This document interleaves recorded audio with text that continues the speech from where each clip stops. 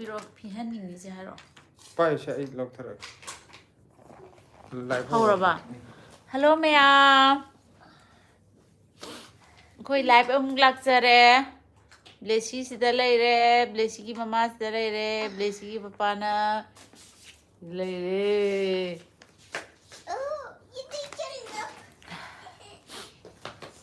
Super एक अब बताइए बेरी ऊपर चपी रुक जाओ ये चलना तो है बेरी हाँ तुम्हें तो चला है Hello Mayam to lo Blessy. Hello Mayam. Phim thằng gì nan ra. Hello Mayam. Mặc sao phim thôi. Nande. Adum palle ba nande.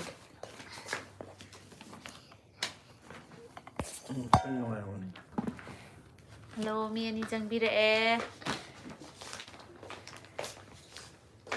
Noni bala pebam. Hello. Hi Blessy. Hi 19 user na. Hi Blessy. Hi re. Abem na hi Blessy nung si B. Hi re. 19 user chang ne. Noni bala pebam.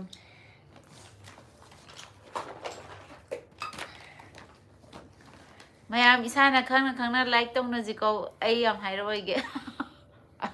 Mi tara suri ne. Mi tara suri like kang na me na kana no ningjang e. 19 user na kay dauri no Blessy hare. Blessy je drawing ye ke ma chi hang bam ta u ba de. Hi. Si hang dilai na phalang buk tam te lem thadri jin ke. NY hera. NY day. Hi, happy family. Hi. Ay 좋아했대. Abem. Ay 좋아했대. Si.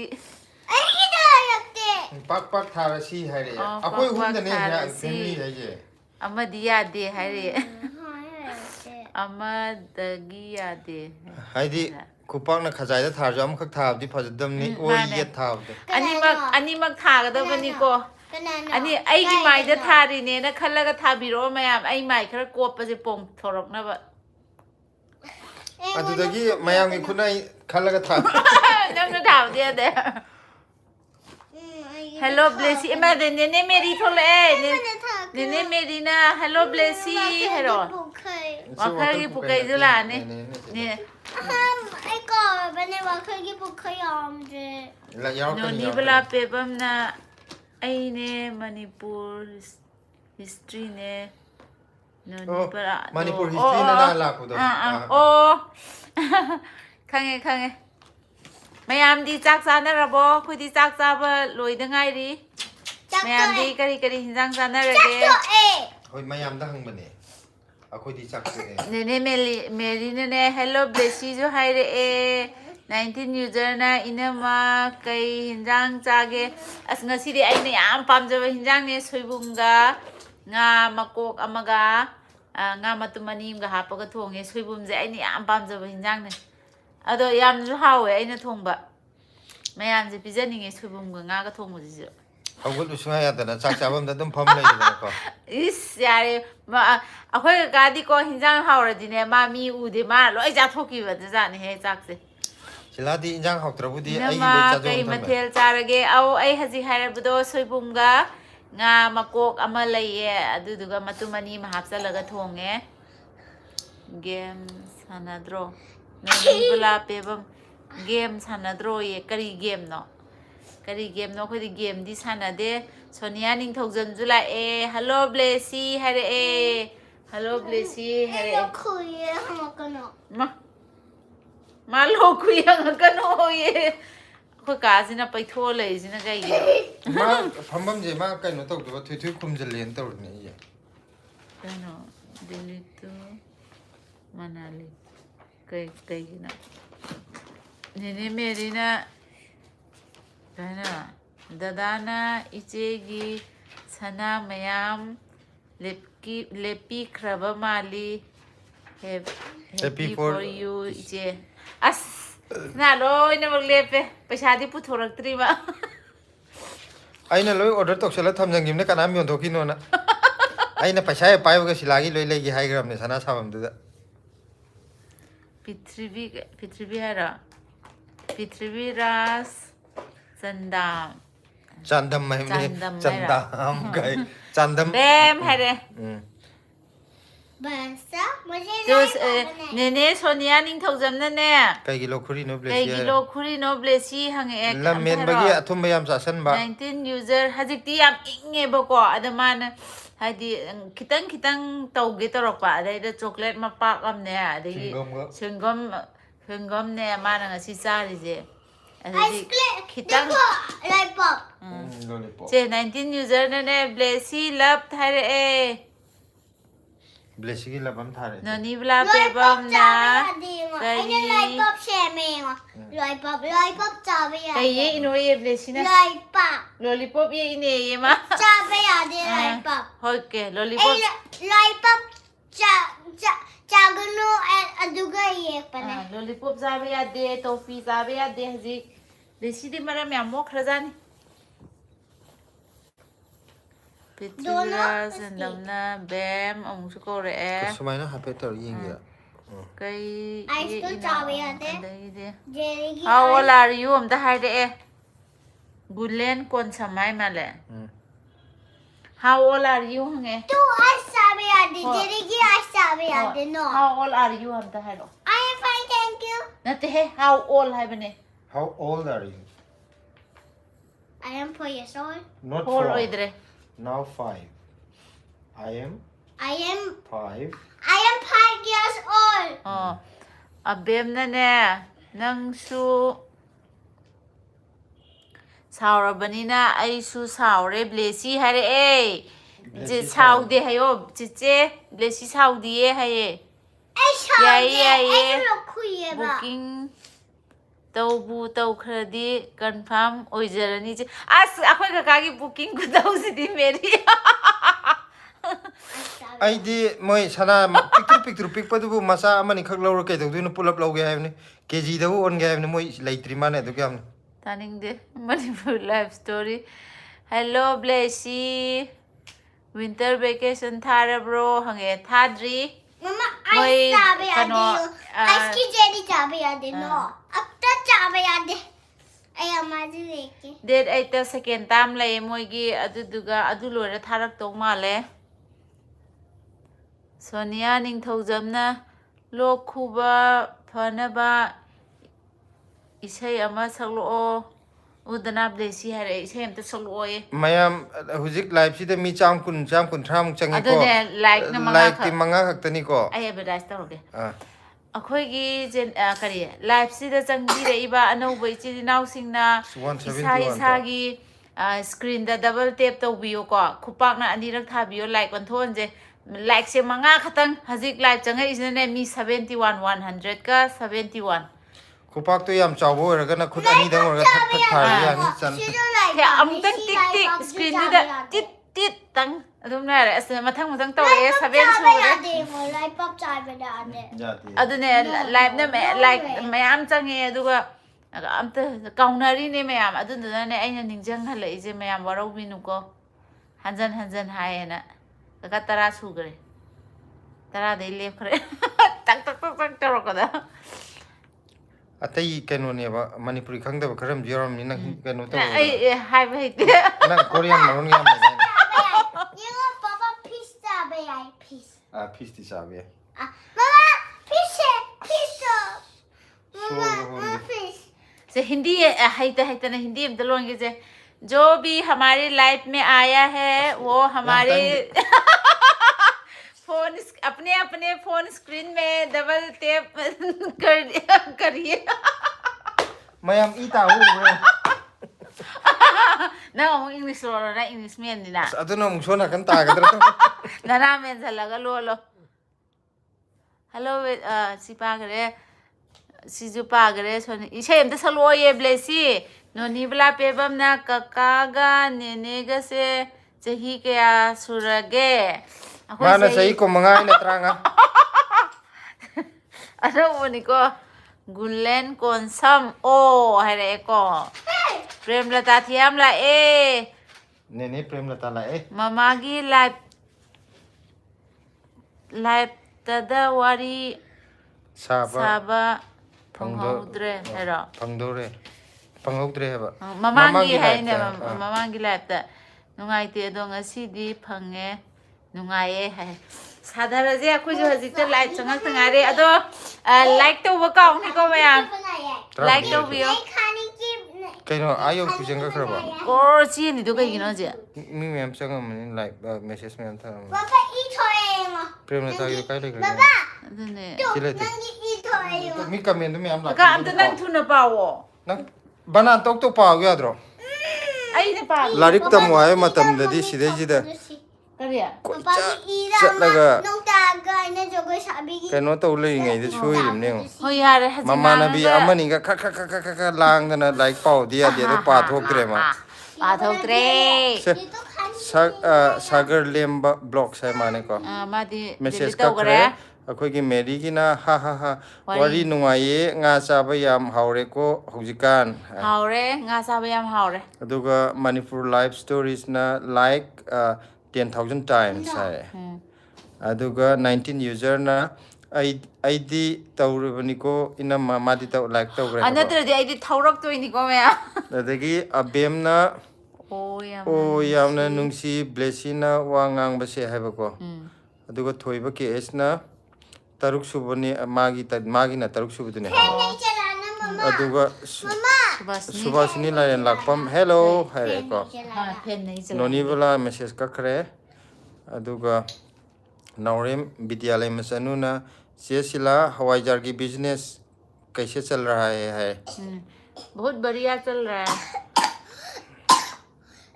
अदो मा अखोई मतम खरा break पीरे मखुत यादरे हवाईजहार की कइनो cooker थांगबदा मखुत Laing यादरे सयेंगदो हरी सुमाइना COTPA कुशल यारक्तरेबा होय मा ꯑꯩꯗꯤ ꯃꯥꯖꯦ ꯃꯁꯥ ꯃꯎ ꯌꯥꯝ ꯐꯕ꯭ꯔꯅ ꯈꯟꯕꯅꯦ ꯑꯗꯨꯒ ꯃꯣꯔꯦꯒꯤ ꯀꯩꯅꯣ ꯃꯣꯔꯦꯒꯤ ꯄꯥꯔꯠꯅ ꯁꯥꯕ ꯑꯣꯏ ꯁꯤ ꯂꯩꯔꯝꯃꯦ ꯇꯝꯐꯥꯃꯅꯤ ꯂꯥꯛꯑꯦ ꯇꯝꯐꯥꯃꯅꯤ ꯑꯩꯈꯣꯏꯒꯤ ꯌꯨꯇ꯭ꯌꯨꯕꯇ ꯀꯃꯦꯟ ꯌꯥꯝ ꯄꯤꯕꯤꯕ ꯑꯩꯈꯣꯏꯒꯤ ꯀꯩꯅꯣꯁꯤꯡꯒꯤ ꯃꯅꯨꯡꯗ ꯑꯃꯅꯤ ꯃꯥꯁꯨ ꯒꯨꯗ ꯏꯚꯤꯅꯤꯡ ꯃꯅꯥꯎ ꯑꯅꯤ ꯀꯩ ꯑꯦꯟꯁꯥꯡ ꯆꯥꯔꯒꯦ ꯍꯥꯏꯔꯦ ꯉꯁꯤꯗꯤ ꯃꯅꯥꯎ ꯍꯥꯏꯔꯝꯅꯤꯅ ꯏꯆꯦ ꯑꯣꯏꯅ ꯀꯧꯔꯒꯦꯀꯣ ꯉꯁꯤꯗꯤ ꯏꯆꯦ ꯁꯣꯏꯕꯨꯝꯒ ꯉꯥ ꯃꯇꯨꯝ ꯑꯃꯅꯤ ꯍꯥꯞꯄꯒ ꯊꯣꯡꯉꯦ ꯌꯥꯝ ꯍꯥꯎꯅ ꯆꯥꯈ꯭ꯔꯦ ꯑꯗꯨꯒ 19 ꯌꯨꯖꯔꯅ ꯏꯆꯦꯗꯤ ꯀꯩ ꯏꯟꯖꯥꯡ ꯆꯥꯔꯒꯦ ꯆꯥꯛ ꯆꯥꯔꯕ꯭ꯔꯣ 19 ꯌꯨꯖꯔꯅ ꯀꯀꯥꯅ ꯏꯅꯝꯃꯗ ꯂꯛꯅꯕꯁꯦ ꯁꯤꯔꯦꯗ ꯅꯣꯛꯄꯗ ꯍꯥꯏꯔꯦ 19 ꯌꯨꯖꯔꯗꯤ ꯆꯥꯛ ꯆꯥꯔꯕꯣ ꯀꯩ ꯏꯟꯖꯥꯡ ꯆꯥꯔꯒꯦ ꯁꯣꯅꯤꯌꯥ ꯅꯤꯡꯊꯧꯖꯝ ꯀꯩ ꯏꯟꯖꯥꯡ ꯆꯥꯔꯒꯦ ꯃꯅꯤꯄꯨꯔ ꯀꯔꯝ ꯀꯥꯟꯗ ꯊꯣꯔꯛꯇꯣꯏꯅꯣ ꯆꯦ ꯗꯗꯥ ꯍꯥꯏꯔꯦ ꯁꯣꯅꯤꯌꯥꯅ ꯑꯩꯈꯣꯏ ꯀꯀꯥꯅ ꯄꯥꯎꯈꯨꯝ ꯄꯤꯖꯔꯅꯤ ꯑꯁꯤꯗꯤ ꯁꯤ ꯉꯥꯉꯣ ꯃꯅꯤꯄꯨꯔ ꯁꯤ ꯂꯥꯏꯚ ꯆꯦ ꯂꯣꯏꯕꯒ ꯑꯩ ꯇꯤꯀꯦꯠ ꯀꯛꯑꯒꯦ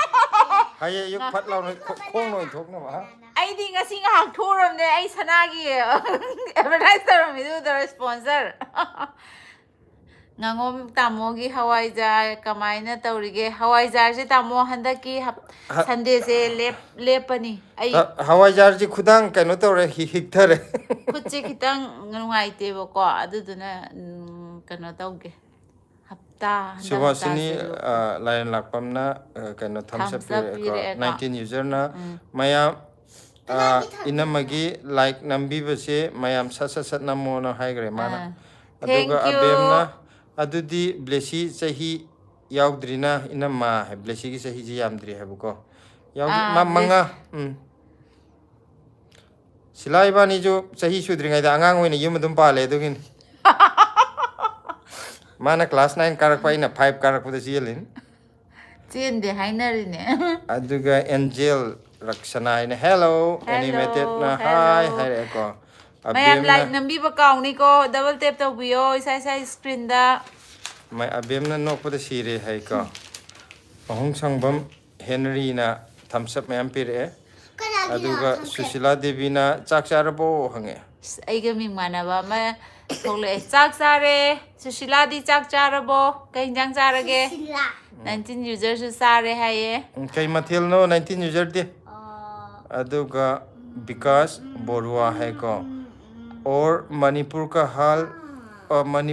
हाल चल कैसे है हम मणिपुर में गया था एलामसोंग बाजार कनो एलामसोंग बाजार है जी कदाई तो नहीं अच्छा मणिपुर का हालत अभी भी इतना अच्छा नहीं है मगर पहले से थोड़ा सा ठीक है मगर अभी भी प्रॉब्लम तो चल ही रहा है ꯑꯕꯦꯝꯃꯗꯣ ꯌꯥꯝ ꯅꯨꯡꯁꯤꯌꯦ. Lia Sani hairo YMK hai. ꯑꯕꯦꯝꯃꯁꯦ ꯌꯥꯝ ꯅꯨꯡꯁꯤꯌꯦ. ꯀ꯭ꯂꯥꯁ ꯀꯌꯥ ꯀꯥꯔꯒꯦ ꯅꯪ? Sonia Ning ꯑꯝꯇ Thogja. ꯍꯥꯏꯔꯛꯑꯣ ꯅꯪ ꯀ꯭ꯂꯥꯁ ꯀꯌꯥ ꯀꯥꯔꯒꯦ? Ai nasida kaya. ꯅꯁꯔꯤꯗ ꯀꯥꯏꯌꯦ. Very good. Aduga Sonia Ning Thogjamna Nungsiye Thoro Ngairamge Kanglada. ꯑꯧ ꯀꯪꯂꯥꯗ ꯎꯅꯁꯦ. Lakpada silagi hawai mangan kita lebiro ma kano tuphallaga manakta dam tumina thamna ba chap ꯑꯩꯗꯤ chap ꯍꯋꯥꯏ charaga. ꯃꯪꯒꯟ ꯆꯥꯗꯦ. ꯑꯩ ꯂꯩꯁꯥꯔꯤꯉꯩꯗꯁꯨ ꯍꯋꯥꯏ ꯃꯪꯒꯟ ꯆꯥꯔꯛꯇꯦ. ꯑꯩ ꯃꯥꯏ ꯃꯅꯝꯗꯣ ꯍꯩꯅꯗꯦ. Natraga nemilai maru pike lupa kun pibam tuphalla tumina nakanda pamala ꯅꯨꯃꯤꯠꯂꯩ lore. ꯂꯨꯄꯥ 10 ꯄꯤꯕ ꯍꯥꯎꯇꯦ. Manga pibra na hawri. ꯍꯥꯎꯇꯦ. Abemna mabungna haibibasi nokpada sire hai ko. Aduga Romila Khetri Mayum isie hoi kadai deino haire. ꯑꯩꯈꯣꯏꯁꯦ ꯐꯨꯝꯂꯣꯡ ꯁꯤꯄꯥꯏꯗꯒꯤꯅꯦ. Kite. Like done hai Susila Devi na like to bire. Thank you. Aduga Tampamani Sharmana Aidi Swebum Ironba Kangho Amaga Sare Aisu Hawaijar Lonle Aduda Tarak lagi ya bro. ꯌꯥꯏꯌꯦ ꯌꯥꯏꯌꯦ. ꯍꯟꯗꯛꯀꯤ ꯍꯞꯇꯥꯁꯦ ꯑꯩ ꯌꯣꯜꯂꯔꯣꯏꯗꯕꯅꯤꯅ ꯊꯥꯔꯛꯑꯒ ꯑꯩꯅ ꯌꯣꯟꯊꯣꯛꯇꯨꯉꯥꯏꯗꯅ. Yonda vida mana pamma loi chathokibra ju khang ponte. Susila Devi na chare hari amajo. Kai matel no Susila aduga abemna manga oiradi noi ani dagi hanle. Halam gani akoi dia mangang ne. Siladi ko ꯎꯕꯗ ꯑꯗꯨꯝ ꯈꯪꯗ꯭ꯔꯣ ꯑꯩꯈꯣꯏ ꯌꯥꯝ ꯑꯉꯥꯡꯅꯦꯅ. Siladi marai bo poma samhogdadana tanga le. ꯁꯤꯁꯤꯂꯥꯗꯤ ꯌꯦꯟ ꯑꯣꯏꯅ ꯆꯥꯔꯦꯌꯦ. ꯍꯥꯎꯔꯝꯒꯅꯤ ꯏꯪꯊꯝꯊꯥ. Na yen oina ꯑꯍꯥꯎꯕ chare hari ko. Nongda Khetri Mayumna Mayum. like done like to bire Thank nongda. you. 19 user na samthong oina chare inama kaka blessi asloi bhaire चमथोंसु हावनी. vikas borua नहीं लमसांग बाजार तो हमारे घर से भी बहुत नजदीक है हमारे घर भी लमसांग के पास ही है लमसांग बाजार से ज्यादा दूर नहीं है एनिमेटेड पॉइंट मना हेरो ngang baji ya mana ngang baji am nungsi haba ngang dana Thank you hai gro blessi. Blessi am Romila Khetri thank you hai bide heidana.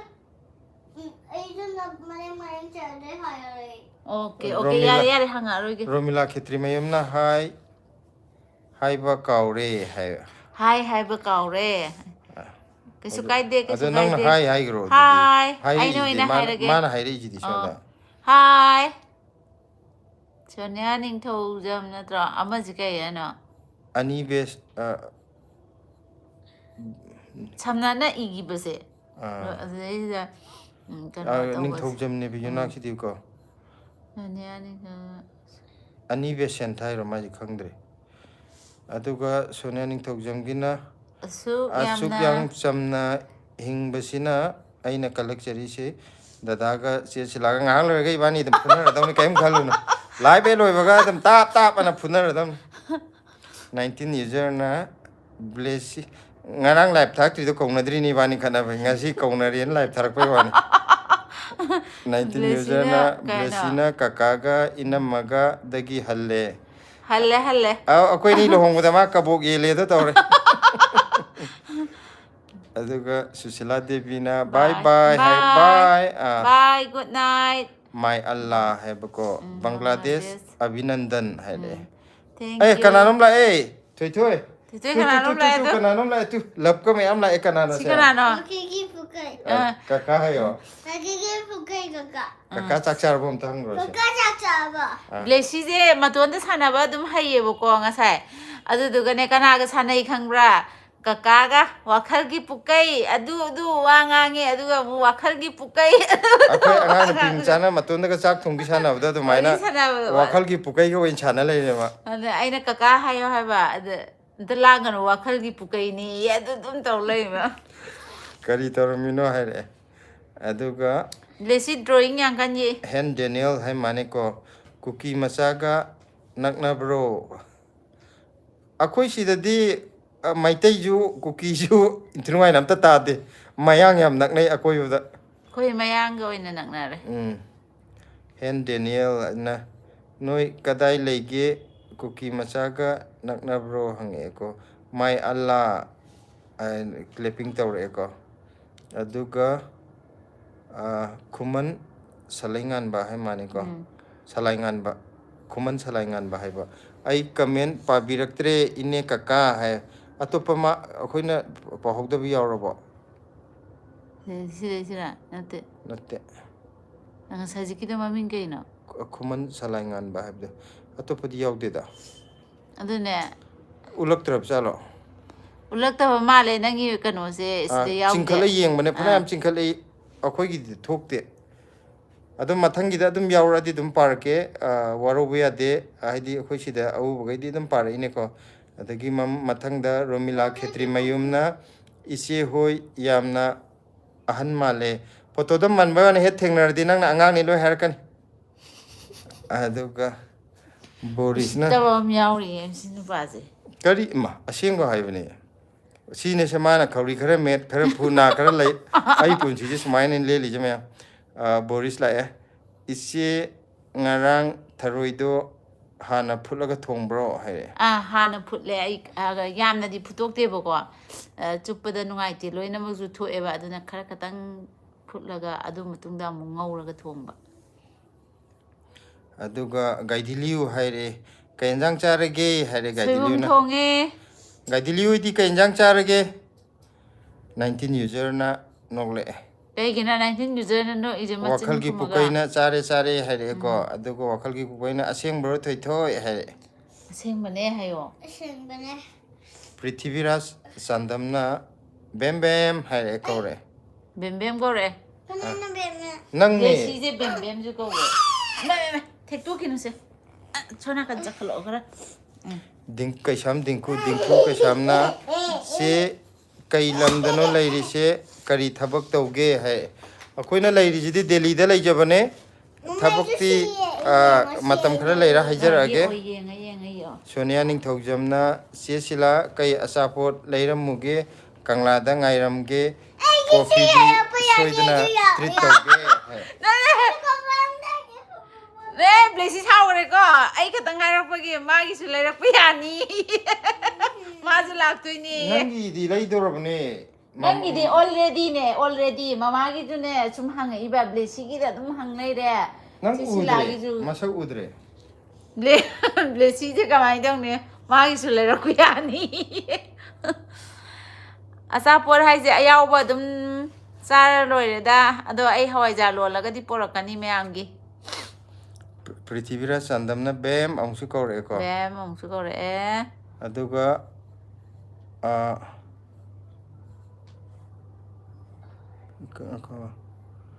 matamgi angang angawba hai mane broje kai thabak tauge se matam kitang leira haijarage ko khoi 30k jawga haige na mamang da haina gibane adudugi 30k jawga haidokjarage warobino adubok tangdi ngai biro aduga wakal gi pukaina itei matamo chance lawkre itei matamo na chance lawkre ba kaigina aina laknawdagi nawrem chance lawdan da leiramni da made nawrem to mi chan noksel esila aduju chance lawbuna ka kagi mathong soibam romitana haire ngakra haptro ngakra haptro soibunga ngakra ga thongbai na budo soibunga ngakra ga thongmai habina budo ado kakazu ai ju ngakra amta jadi buko ada ngakra di haptre nga raw tawba ga adu ina hape stelina aigi reply piramdre stelin gi marakta kan grabo na akoi da tholokpudi udde da loina makti pa bane gaidiliuna yerum thongba chai aikoi su delhi la age karbar ama haurasira khangde pulap tawminarase yerum thomba de ai yam pam jai ai ju wakal gi pukaina soibum kaya pi ge tamo yumdei tharakpane soibum sedagi laide yumdagi pubiramba tamphamani sharmana aisu hawaijar lole aduda yongero tharaki isiesu hai yaye thoi thoi gi di kaka leirisi ichabu karina khwaidagi pamge hai kaka wakhalgi pukaina kai pamge kaka leidine toys si apte Toys kai. toys ni mai di Chimban chicken ko ma thwa.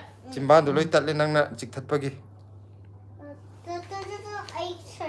aduga s gangte na ko thuna la o hai Au lake. lakpada unase habne nafa jel nau u loi upa hai simati maron khangdre manipuri do oi hairo nungai ri bro itau hai nungai ri ye kaino di es gangte di kamai tawrige nungai ri bonoi jo aduga 19 user gi message ti delete tawkre ko ada khuman salai ngan bagi amuksu lae kai lamdai haibano kaka akoina aigi yumdi kaino dane phumlok sifai de ne ko mayam phumlok ga haina bado phumlok sifai dagi aduga akoina hujik laijina delhi da laijabane soibam romitana inama nang kana nok pudo nok lo otabe yam nungai nungsi ai no la kan ngak le ga no la ke ngai ko ai na de kan na nok bagi matang yor kan ni ba ako khangnong no la kan ai lasing la hogri aduga stelina delhi kadai da lege akoi delhi INM market lebedugi head opposite ne delhi hat sat south delhi horak pa haitare ne ko aduga s gangte na aikoi su nungai na lei yam phare yam nungai adu s gangte kari mathel charage ngasi priyananda iyambaga itaimaga chak chabirabo hai priyananda chak chaba loibaga live tawrei ne priyananda di chak charabo premlata thiam sila kakana kara ba khudo lepidorage sanawum gido kaino ma makuta khudo mangatruk siraga ma ulaktra adu loina mangna te ai talle adu khudop to lai ngamdra ju makutu pulap khudap yarna bana sanawum gi pungdor ma pando in lehellage adu bokti ma lei tawwe aina aina di khara chawna bana haidi chahi taruk luhong baji bokta adu bok changam da di ba ai gi nupa oi bagi pungdon di khara pikni noba ma panoi loge dawne ko sidagi aduga haidar wangkem na chak charabo chak chare haidar wangkem di chak charabo akoi wakal gi pukaina itei magi isai dudi nokpodi nga kare ngai nokpi ngai ha ngai kai haino nang isai sakhi bro ja ita hang di kai isai sakhi ge itei magi isai dudi kari ngai gre khangdre nangi wahai se prem nangi je akoi paba thoktre haidar na chak haidar wangkem na chak charabo chak chajare nang haidar di chak charabro masa anirak sura nai na muk satok ai kom to satoki nang namito yam kumni yeng tra jo ai na adum pabirage nang pakum piro aduga naurem to mimsa debina phone mamaida khupak anirak tha khrabane hai thank you atai tha daba mayam su tha biro haidi changa iba mi sina chamaga yankhai ga tare chure adu chani bu yore aduga like tana kumanga khaktang oi wakhal nungaite ma chani ga amane ajik lai je aduga lamgan liu pamai stay beautiful hai thank you you too ko noi ju nungai na layo aduga lanthoiba tongbram ise silasu delhi da thabak tawro aw maju tawe haido kino khara le hai nangi thabak tawbada di 30k aigi na irai line haidu ke kino nangi video da tum happy dudi hai no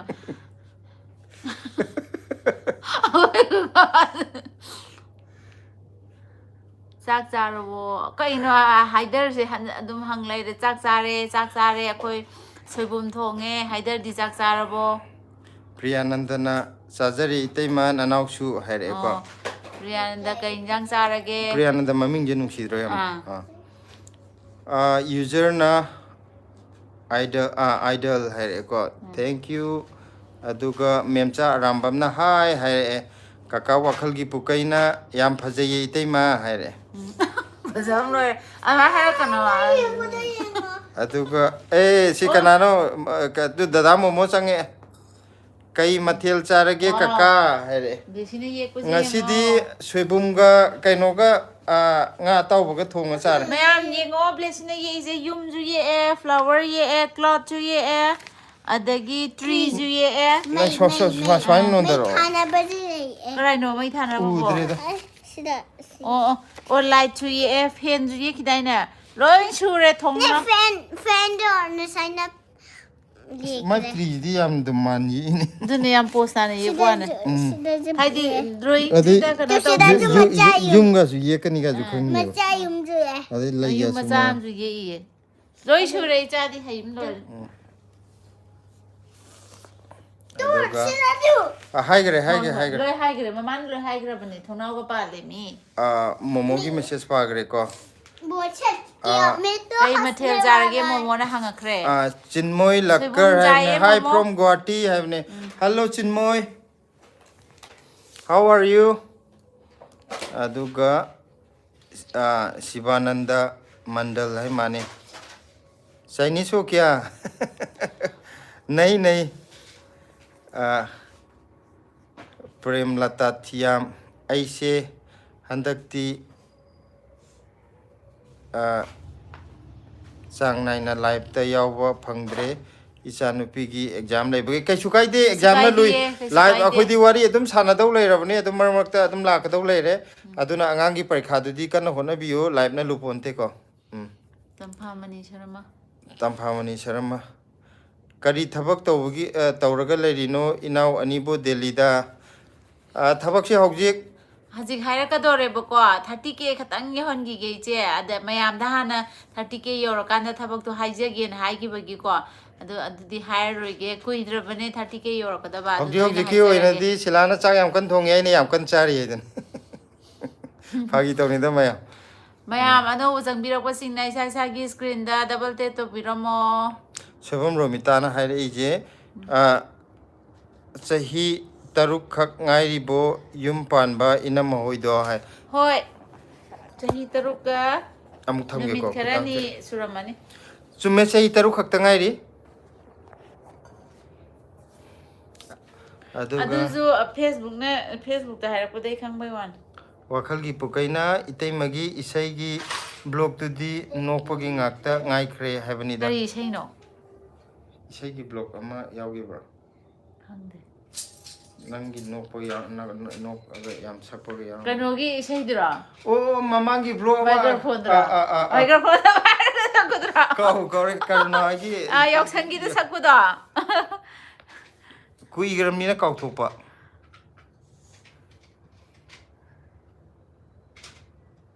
pagraba duga khoi prem gi pagre prem gi makha je par ka de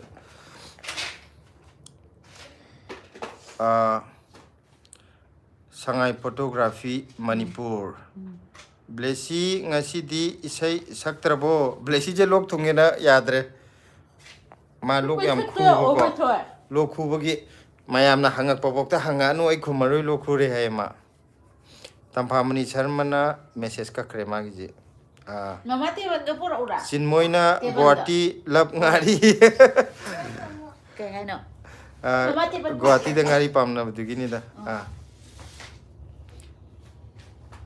wakhal gi pukai ka kana itei madi hawaijar yon bagi thabak tawri dudi itei mane mana hokje haidon ning daba mina paisa yam pai re khan grani na ma khar losan gi ge Priyanandana iyamba itei angang di kaya subirage as angang je kaino ngaktane thoi khaktane angang am khaktane aduga wakhal gi pukai na wow yam phajaye thoi my cutie haire thank you da hai ma asonda lummaga lo la hai gare adu lai ro mai do ma lai agi Oh, yekcher. Ma on tho asona table tar la yek like retu. yarase yellow pencil. Isak hangsing hai ko. Yellow color. Isaac hangsing hai doira Isak hangsing hai doira ai pa ba hitre ko. Are you from Maitai asidi angao phai ju chang e da. angau phai du di delete chak to thok Da momona yam haire ichan che hai ko. thank you haro Ngango Manipur na nice drawing hai re. thank you haro blessing Memcha Rambam na nice drawing hai re ko. angsu thank Thank you. Aduga IN multi channel hai mane ko. Thank Yam nungsiye masa thoibi se hai ko. Thank you. Aduga Rebika Naurem na yam phajaye hai re. Umananda ahong changbam na hai re. Tamphamani Sharma na message khara mayam le like namse inaw nupina inaw nupada phubada pop tare. Masa thoibi ki drawing is very nice hai ko. Thank you. Priyanandana iyamba itaima ani punna isai amta sakpira o live ta leiriba mayamgi mayam se tathoksi hojik mayam khaga changbire je hojik amuk live se loisan gi phibam dala ne khoi sei sa di ko ai di haite aduga noni bala na haire e noi phone kaya suge hai kaigino adudi ada haibiro go ai pakhongai ri kaigino akhoi di phone macha chauba keypad yam leida aduga khuman salai ngan bana kakagi yumna khangjaba yagadro aichu phomlogdagi ne ai ma phomlogdagi ordi ai yumna nongthongbam phomlog kadai waidagi no khuman salai ngan baje phomlog kadai jaga dagi no no harak pasida prem latana nungtigi kauna pungkumari live adum tharasi nungtigi kauna na ba live pungkumari adum tharasi ya aduna phadoira khangde aduga wakhal gi pukaina maram yamu e very good hare very good hare no aduga I can't. se mabok sen paiju la e hi blessy hare hello iche sak thongabo iche gi di sak sabadi hangaroi ge sak thongabo dada momona blessy udre hare blessing maning da drawing yang kana ge ima ngasi ma ngasi lokhar khuyena wangang ba yawra roige hai wangang yadre akhoi kaka wakhal pukaina ama mahik ama changlammi badu virus mayam thajin kini kharadi section siko tamo miramda leiba khoidi kasu toroida angao phai marakta adum amani di dum tholakani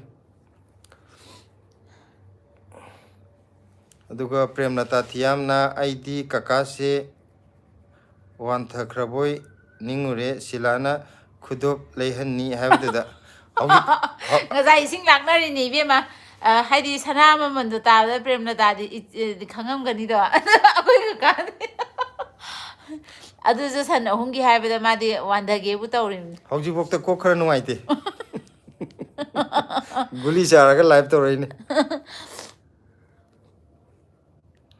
Manipur da sana nupina sana yanba sana kudop siwa ben tawrani hamni mayam like nambiyo la amta nambidre Abdullah na hai haire ko aduga Ranjan Wangkhomna ana ek yaukdabo oibiyu thank you aduga Ranjana haibane Ranjana Waikhom haiba Ranjana oichu na de ektana yam nungaina leibiyo aduga dada momogi je ta biren hoigi imung manung nine kaka hoidi kaino ne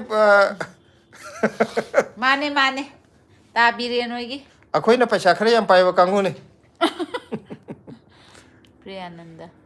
Priyananda itaima punsigi isai amukta saglak tribo hai ꯑꯁ ꯏꯁꯩꯗꯤ ꯌꯥꯝ ꯄꯥꯝꯃꯦ ꯑꯗꯣ ꯏꯁꯩ ꯁꯛꯄꯗꯤ ꯍꯩꯇꯦ ꯏꯁꯩ ꯂꯩꯁꯥꯔꯤꯉꯩꯗꯗꯤ ꯈꯔ ꯁꯨꯔ ꯇꯥꯅ ꯁꯛꯑꯝꯃꯦ ꯍꯧꯖꯤꯛꯇꯤ ꯁꯨꯡꯌꯥ ꯍꯦꯛ ꯌꯥꯗ꯭ꯔꯦ ꯑꯩ ꯈꯣꯟꯁꯦ ꯅꯟ ꯁ꯭ꯇꯣꯞꯇ ꯋꯥ ꯉꯥꯡꯕ ꯌꯥꯗꯦꯕ ꯕ꯭ꯂꯦꯁꯤꯗ ꯋꯥꯔꯤ ꯑꯃ ꯂꯤꯕꯤꯔꯁꯨ ꯑꯩꯉꯣꯟꯗ ꯌꯥꯝ ꯋꯥꯕꯗꯣ ꯑꯗꯨꯃꯥꯏꯅ ꯇꯧꯋꯤ ꯀꯔꯤꯒꯤꯅꯣ ꯈꯪꯗꯦ ꯕ꯭ꯂꯦꯁꯤꯒꯤꯗꯤ ꯑꯩꯅ ꯄ꯭ꯔꯦꯝꯂꯇꯥꯅ ꯕ꯭ꯂꯦꯁꯤꯒꯤꯗꯤ ꯑꯩꯅ ꯂꯩꯔꯝꯃꯒꯦ ꯍꯥꯏꯔꯛꯑꯦ ꯃꯃꯥꯒꯤ ꯌꯦꯡꯒꯅꯨ ꯃꯃꯥꯒꯤ ꯂꯩꯔꯝꯒꯅꯣꯌꯦ ꯑꯣ ꯃꯃꯥꯒꯤꯗꯤ ꯂꯩꯔꯝꯒꯅꯣꯌꯦ ꯃꯃꯥꯒꯤ ꯆꯤꯞꯁ ꯌꯥꯎꯕ꯭ꯔꯣ ꯆꯤꯞꯁ ꯂꯩꯔꯝꯃꯣ ꯃꯃꯥꯒꯤꯅ ꯁꯦꯟꯄꯥꯏꯅ ꯉꯁꯤꯗꯤ ꯆꯥꯛ ꯆꯥꯔꯦ ꯀꯥꯡꯁꯣꯏ ꯆꯥꯏꯌꯦ ꯍꯥꯏꯔꯛꯑꯦ ꯑꯣ ꯌꯥꯝ ꯍꯥꯎꯅ ꯆꯥꯔꯦꯀꯣ ꯑꯣ ꯏꯆꯦ ꯁꯤꯟꯕꯥꯏꯅ ꯅꯍꯥꯟ ꯅꯣꯡꯃ ꯑꯩꯈꯣꯏꯒꯤ ꯀ꯭ꯂꯕꯀꯤ ꯆꯥꯛꯀꯧꯕ ꯇꯧꯕꯩꯗꯣ ꯑꯗꯨꯗꯣ ꯀꯩꯅꯣꯗꯅꯦ ꯁꯥꯎꯠ ꯑꯦꯛꯁꯇꯅꯦ ꯏꯆꯦ ꯁꯥꯎꯠ ꯑꯦꯛꯁꯀ ꯏꯆꯦ ꯍꯣꯏꯒꯁꯦ ꯈꯔ ꯂꯥꯞꯅꯗꯣꯏꯔꯥ ꯀꯀꯥ ꯏꯆꯦ ꯀꯥꯏꯅꯣ ꯂꯩꯁꯦ ꯏꯆꯦ ꯁꯤꯟꯕꯥꯏꯁꯦ ꯃꯥꯁꯨ ꯀꯔꯥꯏ ꯗꯤꯜꯂꯤꯒꯤ ꯀꯔꯥꯏꯅꯣꯝꯗꯗꯤ ꯂꯩ ꯍꯥꯏꯕꯅꯤ ꯅꯍꯥꯟ ꯗ꯭ꯋꯥꯔꯀꯥꯔꯣꯝꯗꯔ ꯀꯩꯅꯣꯝ ꯂꯩ ꯀꯗꯥꯏꯅꯣꯝ ꯂꯩ ꯍꯥꯏꯕꯗꯣ ꯀꯥꯎꯈ꯭ꯔꯦ ꯑꯩ ꯃꯥ ꯅꯍꯥꯟ ꯍꯪꯉꯛꯄꯅꯦꯕ ꯎꯝ ꯑꯗꯣ ꯑꯩ ꯐꯣꯟꯗꯣ ꯌꯥꯗꯕꯒꯤ ꯀꯩꯅꯣꯗꯣ ꯔꯤꯄ꯭ꯂꯥꯏ ꯄꯤꯕ ꯌꯥꯗ꯭ꯔꯦꯕ ꯑꯗꯨꯗꯨꯅꯅꯦ ꯄ꯭ꯔꯦꯝꯂꯇꯥꯅ ꯁꯤꯂꯥꯅꯒꯣ ꯅꯣꯛꯁꯜꯂꯛꯑꯦ ꯍꯥ ꯅꯣꯏ ꯐꯣꯟ ꯀꯌꯥ ꯁꯨꯒꯦ ꯅꯣꯅꯤꯕꯂꯥꯅ ꯅꯣꯏ ꯐꯣꯟ ꯑꯃꯨꯛꯁꯨ ꯀꯌꯥ ꯁꯨꯒꯦ ꯑꯩꯈꯣꯏ ꯐꯣꯟꯁꯦ ꯑꯃ ꯑꯅꯤ ꯁꯨꯏ ꯑꯍꯨꯝ ꯁꯨꯏ ꯀꯀꯥꯒꯤ ꯀꯤꯄꯦꯗ ꯑꯃꯒ ꯑꯍꯨꯝꯁꯤꯗ ꯑꯃꯗꯤ ꯌꯥꯗ꯭ꯔꯦ ꯁꯦꯟꯄꯥꯏꯅ ꯂꯥꯏꯛ ꯗꯟ ꯍꯥꯏꯔꯛꯑꯦꯀꯣ ꯊꯦꯡꯛ ꯌꯨ ꯑꯗꯨꯒ ꯇꯨꯏꯖꯝ ꯄꯣꯔꯩ ꯉꯥꯟꯕ ꯃꯩꯇꯩꯅ ꯍꯥꯏ ꯍꯥꯏꯔꯛꯑꯦ ꯍꯥꯏ ꯀꯀꯥꯒꯤ ꯋꯥꯈꯜ ꯄꯨꯀꯩꯅ ꯇꯥꯃꯣ ꯉꯥ ꯀꯦꯖꯤꯗ ꯑꯗꯨ ꯀꯌꯥ ꯄꯤꯒꯦ ꯄꯤꯒꯦ ꯉꯥ ꯍꯥꯏꯁꯦ ꯀꯩꯅꯣꯅꯦ ꯔꯧꯗꯨꯗꯤ ꯑꯍꯤꯡꯕꯗꯨꯅ 150ꯃꯨꯛ ꯄꯤꯌꯦꯕꯀꯣ ꯑꯩꯈꯣꯏ ꯑꯅꯛꯄꯁꯤꯒꯤ ꯃꯥꯔꯀꯦꯠꯇ ꯑꯗꯨꯒ ꯔꯧꯗꯤ ꯐꯖꯔꯕ ꯀꯦꯖꯤ 2 1.5ꯒ ꯇꯥꯕ ꯁꯤꯗꯤ ꯁꯤꯔꯒ ꯐ꯭ꯔꯦꯁꯇꯤ ꯑꯗꯨꯝ ꯌꯥꯝ ꯑꯣꯏꯔꯤꯕꯗꯣ 100 ꯑꯗꯨꯋꯥꯏꯗ ꯄꯤ ꯑꯗꯨꯒ ꯈꯔ ꯀꯨꯞꯄꯗꯨꯅ 150 ꯑꯗꯨꯃꯥꯏꯅ ꯄꯤ ꯇꯤꯡꯊꯣꯛꯑꯣ ꯃꯃꯥꯅ ꯁꯦꯝꯕꯤꯔꯤꯗꯨꯗꯤ ꯑꯗꯣ ꯑꯩꯅ ꯉꯥꯒꯤ ꯃꯥꯔꯀꯦꯠ ꯑꯃ ꯌꯥꯗꯕꯁꯤꯗ ꯒꯥꯖꯤꯄꯨꯔꯒꯤ ꯀꯩꯅꯣꯒꯤꯗꯣ ꯐꯤꯁ ꯃꯟꯗꯤ ꯃꯣꯏ ꯍꯣꯜꯁꯦꯜ ꯊꯥꯕꯩꯗꯣ ꯑꯗꯨꯗꯗꯤ ꯌꯥꯝ ꯍꯣꯡꯉꯦ ꯖꯤꯕꯥꯀꯤꯁꯅꯦ ꯑꯩꯅ ꯑꯃ ꯃꯥꯔꯀꯦꯠ ꯑꯃꯒꯤ ꯎꯠꯂꯛꯄꯗꯣ ꯑꯗꯨꯗꯗꯤ ꯌꯥꯝ ꯍꯣꯡꯉꯦ ꯑꯩꯅ ꯁ꯭ꯋꯥꯏ ꯂꯣꯀꯦꯜꯁꯤꯒꯤ ꯑꯩꯈꯣꯏ ꯃꯅꯥꯛꯇ ꯂꯩꯕ ꯁꯨꯝ ꯃꯥꯔꯀꯦꯠ ꯂꯩꯀꯥꯏ ꯂꯩꯀꯥꯏꯗ ꯂꯩꯕꯗꯣ ꯑꯗꯨꯗꯨꯒꯤ ꯃꯃꯜꯅꯦ ꯑꯩꯅ ꯍꯧꯖꯤꯛ ꯍꯥꯏꯔꯛꯏꯗꯨꯅ ꯑꯃꯗꯨꯗꯤ ꯈꯔ ꯂꯥꯞꯄꯦ ꯇꯣꯏꯅ ꯆꯠꯄ ꯉꯝꯗꯦꯕ ꯑꯗꯨꯒ ꯀꯩꯅꯣꯅ ꯈꯨꯃꯟ ꯍꯧꯖꯤꯛ ꯁꯂꯥꯏ ꯀꯩ ꯅꯨꯃꯤꯠ ꯉꯥꯟꯕꯅ ꯏꯙꯧ ꯃꯟꯗꯤꯔ ꯂꯩꯕ ꯑꯗꯨꯋꯥꯏꯗꯒꯤ ꯑꯣ ꯈꯪꯉꯦ ꯏꯙꯧꯒꯤ ꯃꯟꯗꯤꯔ ꯂꯩꯕꯗꯨꯗꯤ ꯑꯩꯈꯣꯏꯅ ꯀꯩꯅꯣꯅꯦ ꯁꯦ ꯑꯩꯅ ꯀꯩꯅꯣꯅ ꯈꯪꯅꯅꯕ ꯑꯩ ꯍꯥꯏꯔꯛꯑꯒꯦ ꯀꯩꯅꯣꯒꯤ ꯐꯨꯝꯂꯧ ꯁꯤꯐꯥꯏꯗ ꯕꯥꯃꯣꯟ ꯂꯩꯕꯗꯣ ꯈꯪꯕ꯭ꯔꯥ ꯀꯩꯅꯣꯒꯤ ꯍꯤꯔꯝꯃꯌꯨꯝ ꯇꯥꯃꯣ ꯁꯥꯟꯇꯤꯗꯣ ꯈꯪꯕ꯭ꯔꯥ ꯇꯥꯃꯣ ꯁꯥꯟꯇꯤꯒꯤ ꯃꯅꯥꯎ ꯅꯤꯄꯥ ꯏꯇꯣꯟ ꯇꯣꯝꯕꯅꯦ ꯑꯩꯁꯦ ꯀꯀꯥ ꯑꯗꯨꯒ ꯏꯃꯣꯏꯅꯨꯁꯦ ꯍꯟꯗꯛꯀꯤ ꯗꯦꯠ 30 ꯍꯥꯏꯕ꯭ꯔꯥ ꯑꯗꯨ ꯇꯥꯏ ꯍꯥꯏꯕꯅꯦ ꯉꯁꯤ ꯗꯦꯠ 28 ꯍꯌꯦꯡ ꯍꯪꯆꯤꯠꯁꯦ ꯃꯌꯥꯝ ꯅꯠꯇꯦ ꯗꯤꯁꯦꯝꯕꯔꯒꯤ ꯑꯣꯏ ꯍꯣꯏꯅꯦ ꯃꯥꯜꯂꯦ ꯑꯗꯨꯅꯦ ꯗꯤꯁꯦꯝꯕꯔꯒꯤ ꯑꯣꯏ ꯗꯤꯁꯦꯝꯕꯔ ꯃꯥꯜꯂꯦ ꯖꯅꯋꯥꯔꯤ ꯑꯗꯨꯋꯥꯏ ꯇꯥꯒꯟꯕꯅꯦꯕ ꯑꯗꯣ ꯅꯪ ꯍꯧꯖꯤꯛ ꯏꯃꯣꯏꯅꯨ ꯍꯥꯏꯕꯗ ꯑꯩꯗꯤ ꯗꯤꯁꯦꯝꯕꯔꯒꯤ ꯉꯛꯈ꯭ꯔꯕꯅꯦ ꯍꯟꯗꯛꯀꯤ ꯃꯃꯥꯡꯒꯤ ꯆꯍꯤ ꯍꯟꯗꯛ ꯏꯃꯣꯏꯅꯨ ꯑꯅꯤꯔꯛ ꯇꯥꯏꯌꯦꯅ ꯍꯥꯏꯅꯕ ꯑꯁ ꯏꯃꯣꯏꯅꯨꯁꯨ ꯑꯅꯤꯃꯨꯛ ꯁꯨꯔꯛꯑꯕ ꯇꯧꯔꯤꯁꯦ ꯑꯅꯤꯔꯛ ꯍꯥꯏꯕꯗꯤ ꯍꯟꯗꯛ ꯆꯍꯤꯁꯤꯗ ꯖꯅꯋꯥꯔꯤꯗ ꯑꯃ ꯇꯥꯈ꯭ꯔꯦꯕꯀꯣ ꯃꯃꯥꯡ ꯆꯍꯤꯒꯤꯗꯨꯅ ꯑꯃ ꯖꯅꯋꯥꯔꯤꯗ ꯇꯥꯕ ꯖꯅꯋꯥꯔꯤ ꯇꯥꯁꯟꯕ ꯍꯟꯗꯛꯀꯤꯅ ꯈꯤꯇꯪ ꯉꯟꯈꯠꯂꯛꯄꯗꯣ ꯍꯣꯏ ꯍꯣꯏ ꯍꯣꯏ ꯑꯗꯨꯗꯤ ꯀꯩꯁꯨ ꯀꯥꯏꯗꯦꯗ ꯑꯗꯣ ꯍꯥꯏꯗꯤ ꯍꯟꯗꯛꯅ ꯑꯍꯥꯟꯕꯅꯦꯅ ꯃꯌꯥꯝ ꯁꯨꯝ ꯌꯨꯇ꯭ꯌꯨꯕꯇ ꯍꯥꯏꯅꯕ ꯍꯣꯏ ꯑꯗꯨꯕꯨꯗꯤ ꯈꯔ ꯉꯟꯕ ꯊꯦꯡꯕꯗꯨꯕꯨꯗꯤ ꯑꯗꯨꯝ ꯀꯩꯁꯨ ꯀꯥꯏꯗꯦ ꯀꯩꯅꯣꯒꯤ ꯁꯦꯟꯄꯥꯏꯅ ꯄꯥꯜꯂꯝꯗꯩꯅꯦ ꯄꯥꯂꯝꯗꯅꯦ ꯍꯥꯏꯕ ꯑꯣ ꯑꯣ ꯄꯥꯂꯝꯗꯨꯗꯤ ꯊꯥꯞꯅꯔꯦ ꯈꯔ ꯊꯥꯞꯅꯔꯦ ꯄꯥꯂꯝꯁꯤꯅ ꯏꯌꯥꯔꯄꯣꯔꯠ ꯂꯩꯕꯗꯣ ꯂꯩꯈ꯭ꯔꯦꯗꯅ ꯑꯩꯈꯣꯏ ꯁꯤꯒꯤꯅ ꯁꯥꯎꯠ ꯑꯦꯛꯁꯇꯨꯗꯤ ꯑꯩꯈꯣꯏꯒ ꯏꯅꯛ ꯅꯛꯅꯔꯦ ꯂꯩꯀꯥꯏ ꯊꯪꯅꯔꯦꯕ ꯑꯗꯣ ꯏꯆꯦ ꯃꯊꯪꯒꯤ ꯅꯤꯡꯉꯣꯜ ꯆꯥꯛꯀꯧꯕꯗ ꯀꯔꯤꯒꯨꯝꯕ ꯀꯩꯅꯣ ꯇꯧ ꯇꯥꯔꯗꯤ ꯄꯥꯎ ꯄꯤꯔꯛꯀꯦ ꯄꯥꯎ ꯄꯤꯔꯛꯀꯦ ꯀꯩꯅꯣꯒꯤꯗ ꯑꯩꯈꯣꯏ ꯀ꯭ꯂꯕꯀꯤꯗꯨꯗ ꯑꯣꯏꯅ ꯌꯥꯎꯁꯦ ꯌꯥꯎꯕꯒꯤ ꯇꯥꯟꯖꯥ ꯐꯪ ꯇꯥꯔꯒꯗꯤ ꯄ꯭ꯔꯤꯌꯥꯅꯟꯗꯅ ꯏꯌꯥꯝꯕ ꯏꯇꯩꯃ ꯏꯆꯥ ꯄꯨꯟꯁꯤꯒꯤ ꯅꯨꯡꯉꯥꯏꯕ ꯑꯣꯏꯕꯤꯌꯨ ꯑꯅꯥ ꯑꯌꯦꯛ ꯌꯥꯎꯗꯕ ꯑꯣꯏꯕꯤꯌꯨ ꯅꯅꯥꯎ ꯊꯝꯖꯔꯒꯦ ꯌꯥꯝ ꯍꯣꯏ ꯅꯨꯡꯉꯥꯏꯖꯔꯦ ꯌꯥꯏꯌꯦ ꯑꯗꯨꯒ ꯄ꯭ꯔꯤꯌꯥꯅꯟꯗ ꯄ꯭ꯔꯤꯌꯥꯅꯟꯗꯁꯨ ꯌꯥꯝ ꯅꯨꯡꯉꯥꯏꯅ ꯑꯅꯥ ꯑꯌꯦꯛ ꯌꯥꯎꯗꯅ ꯂꯩꯕꯤꯔꯣ ꯑꯗꯨꯒ ꯄ꯭ꯔꯦꯝꯂꯇꯥꯅ ꯃꯃꯥꯒꯤꯁꯨ ꯄꯄꯥꯒꯤꯁꯨ ꯕ꯭ꯂꯦꯁꯤꯒꯤꯁꯨ ꯂꯣꯏꯅ ꯂꯩꯔꯝꯃꯒꯦ ꯍꯥꯏꯔꯛꯑꯦ Okay. ꯑꯁ ꯑꯣꯀꯦ ꯀꯥꯏꯁꯤꯅꯦ ꯃꯥ ꯇꯨꯡꯂꯣꯝꯗ ꯇꯥꯗꯤ ꯇꯥꯔꯤꯕꯖꯥꯠꯅꯤ ꯃꯌꯥꯝ ꯉꯥꯡꯉꯤꯁꯦ ꯂꯣꯏꯅꯗꯤ ꯇꯥꯔꯤꯅꯦ ꯃꯥꯏꯁꯦ ꯅꯣꯅꯤꯕꯂꯥ ꯅꯣꯅꯤꯕꯂꯥ ꯄꯦꯕꯝ ꯄꯦꯕꯝꯅ ꯑꯩꯒꯤ ꯃꯤꯡ ꯄꯣꯔꯩ ꯉꯥꯟꯕ ꯀꯧꯋꯦ ꯑꯣ ꯑꯣꯀꯦ ꯅꯣꯅꯤꯕꯂꯥ ꯆꯪꯉꯛꯄꯁꯤꯗꯀꯣ ꯍꯥꯏꯗꯤ ꯅꯨꯄꯤ ꯑꯣꯏꯅ ꯃꯥꯜꯂꯨꯕꯗꯀꯣ ꯑꯉꯥꯡꯒꯤ ꯃꯃꯤꯡ ꯊꯣꯟꯕ ꯅꯠꯇ꯭ꯔꯒ ꯑꯍꯟꯒꯤ ꯅꯝꯕꯔꯗ ꯂꯩꯕ ꯑꯗꯨꯃꯥꯏꯅ ꯇꯧꯔꯝꯒꯅꯦꯕ ꯑꯗꯨꯒ ꯑꯩꯈꯣꯏ ꯄ꯭ꯔꯦꯝꯒꯤꯅ ꯃꯌꯥꯝ ꯊꯣꯏꯊꯣꯏꯁꯦ ꯇꯨꯡ ꯑꯣꯟꯊꯣꯛꯈ꯭ꯔꯦ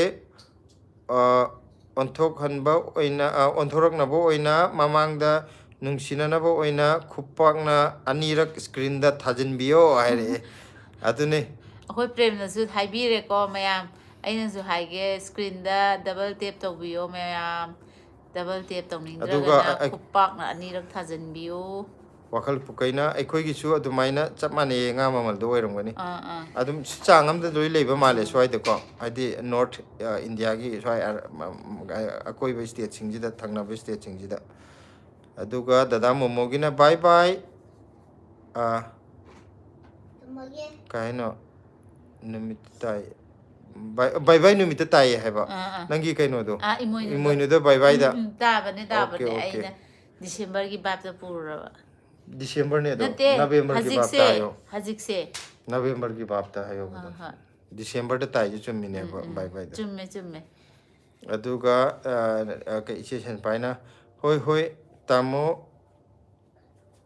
ꯂꯥꯛꯑꯕꯗꯤ ꯌꯥꯏꯌꯦ ꯍꯥꯏꯔꯛꯄꯀꯣ ꯑꯗꯨꯒ ꯇꯥꯃꯣꯁꯦ ꯊꯕꯛ ꯃꯐꯝ ꯈꯔ ꯊꯥꯕ ꯈꯨꯃꯟ ꯇꯥꯔꯝꯗꯧ ꯃꯥꯜꯂꯦ ꯁꯂꯥꯏ ꯍꯥꯏꯔ ꯈꯨꯃꯟ ꯁꯂꯥꯏ ꯉꯥꯟꯕꯅ ꯑꯩ ꯅꯤꯡꯁꯤꯡꯉꯦ ꯀꯀꯥꯁꯦ ꯍꯥꯏ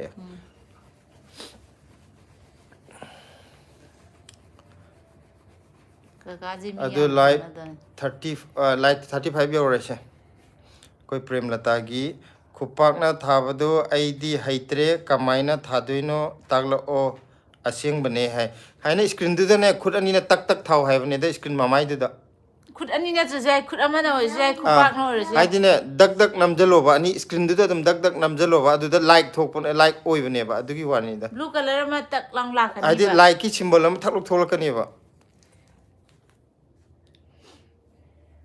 ꯁꯤꯂꯥꯟ ꯇꯥꯛꯇꯣꯔꯤꯁꯦ ꯌꯥꯝ ꯍꯩꯕꯩ ꯇꯥꯏꯞꯇ ꯑꯩꯁꯦ ꯈꯔꯗꯤ ꯍꯩꯔꯕꯅꯦ ꯃꯥ ꯃꯤꯉꯣꯟꯗꯒꯤ ꯊꯧꯕ ꯑꯩ ꯍꯩꯕꯅꯤꯅ ꯍꯩꯇꯦ 36 ꯊꯣꯛꯂꯛꯑꯦ ꯇꯨ ꯌꯥꯔꯝꯃꯅꯤ ꯑꯣ ꯌꯥꯔꯝꯃꯅꯤ ꯄ꯭ꯔꯦꯝꯂꯇꯥꯒꯤꯁꯦ ꯄ꯭ꯔꯦꯝꯂꯇꯥꯒꯤ ꯌꯥꯔꯝꯃꯅꯤ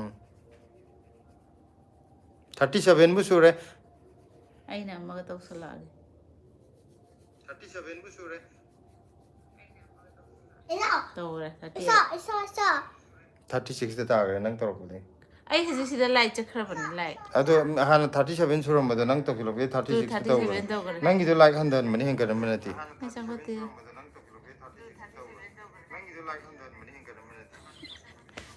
ꯃꯨꯊꯠꯂꯣ ꯍꯩꯄꯥ ꯏꯁꯥ ꯁꯥꯔꯦ ꯇꯧꯔꯤꯁꯦ ꯏꯁ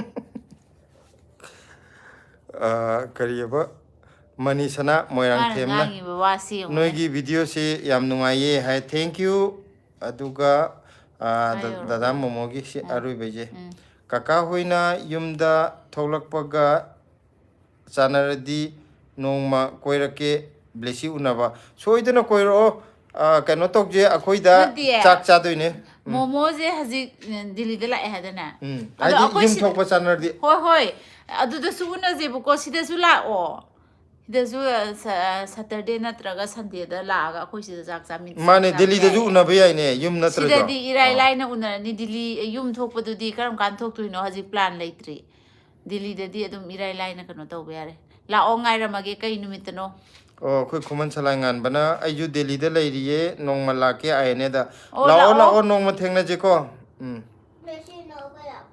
ꯑꯗꯨꯒ ꯗꯦꯕꯔꯥꯅꯤ ꯅꯤꯡꯊꯧ ꯈꯣꯡꯖꯝ ꯍꯥꯏ ꯍꯥꯏꯔꯛꯑꯦꯀꯣ ꯍꯥꯏ ꯗꯦꯕꯔꯥꯅꯤ ꯄ꯭ꯔꯦꯝꯂꯇꯥꯅ ꯌꯥꯔ ꯃꯥꯜꯂꯦ ꯊꯥꯈꯤꯕꯅꯦ ꯍꯩꯇꯕꯒꯁꯦ ꯃꯤꯠ ꯇꯥꯡꯕꯒ ꯆꯞ ꯃꯥꯟꯅꯩꯀꯣ ꯍꯥꯏ ꯃꯥꯟꯅꯩ ꯃꯥꯟꯅꯩ ꯁꯤꯗꯤ ꯑꯩꯁꯨꯅꯤ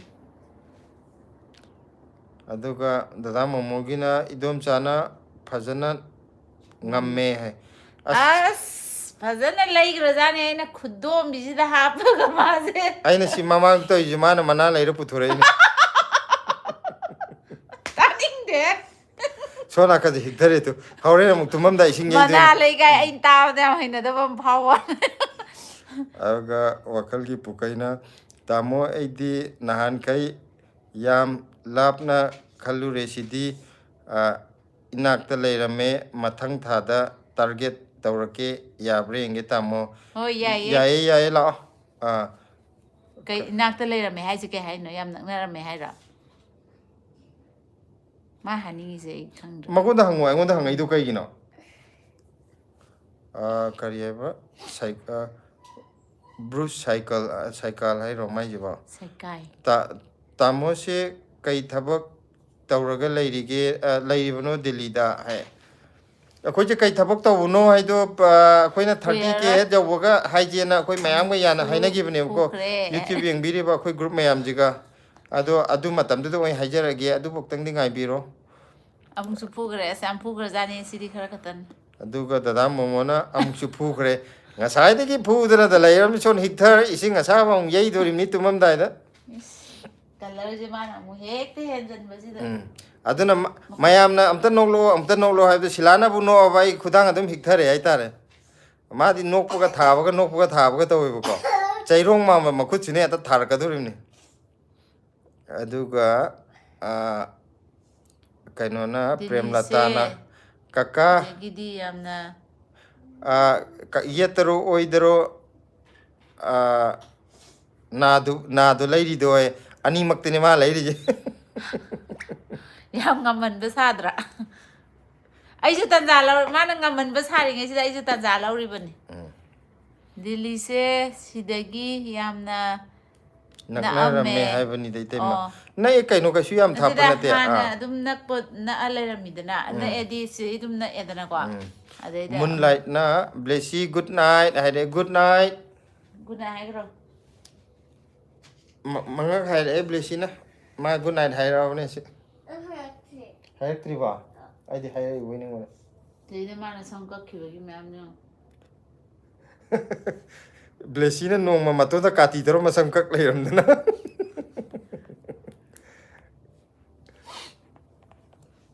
aduga kai kaino na tamo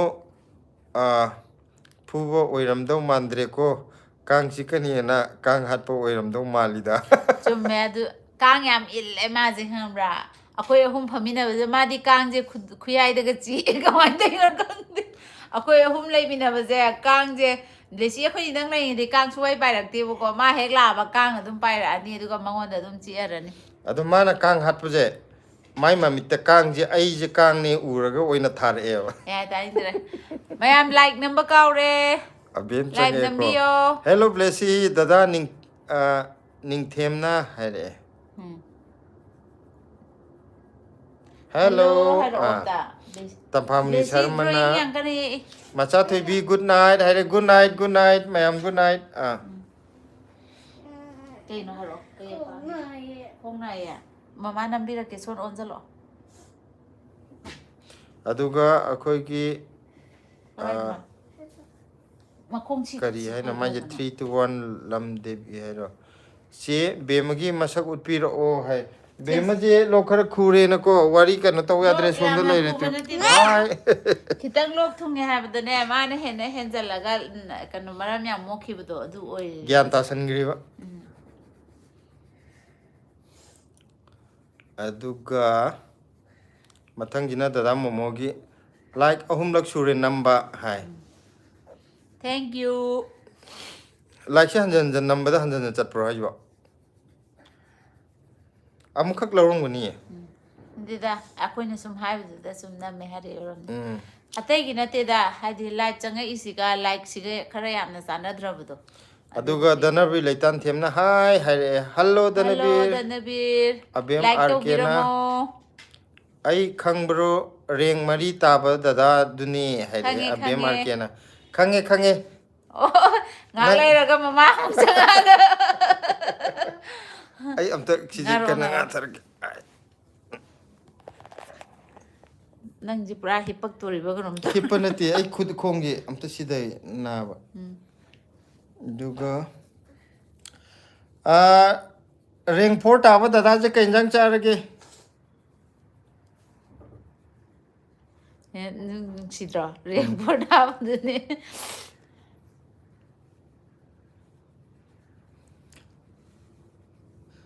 kainona moonlight na dance tok thore tida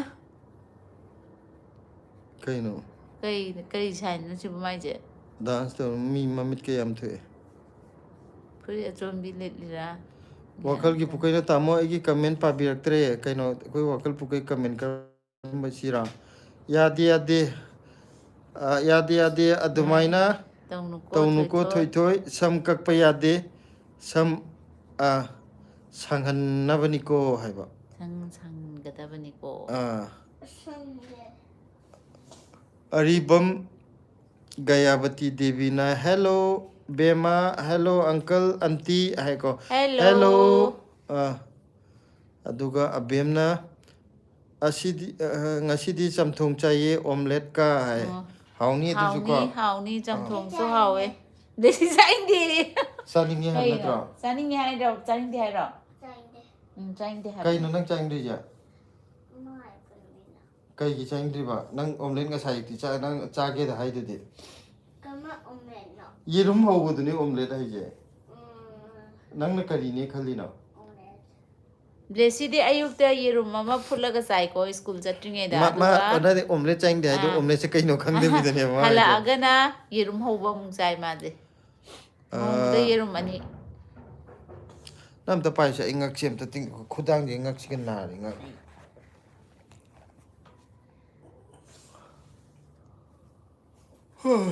Pao su preng. Khangde. Kana gi kadai bu yo bure. Si hoi kadai de lai ge Charai da hai karai. karai de lai no. Karai de lai no. Khoi se Delhi de lai ni ko. Noni belana aigi ming Porengan ba kawe ngasai hai gra ba. ngasai hai gre. Prem lata na Sila nang se hek ubaga chagem pomba hekta chaningo hawe. Ai hek ubaga chagem pomba chaningo phawe ye. Adudi chagem pomba chaningba phawba se chagem pomba kano leita taragadi ai adum yengaga adum yarani buk thalani. Hawe sa leitadi.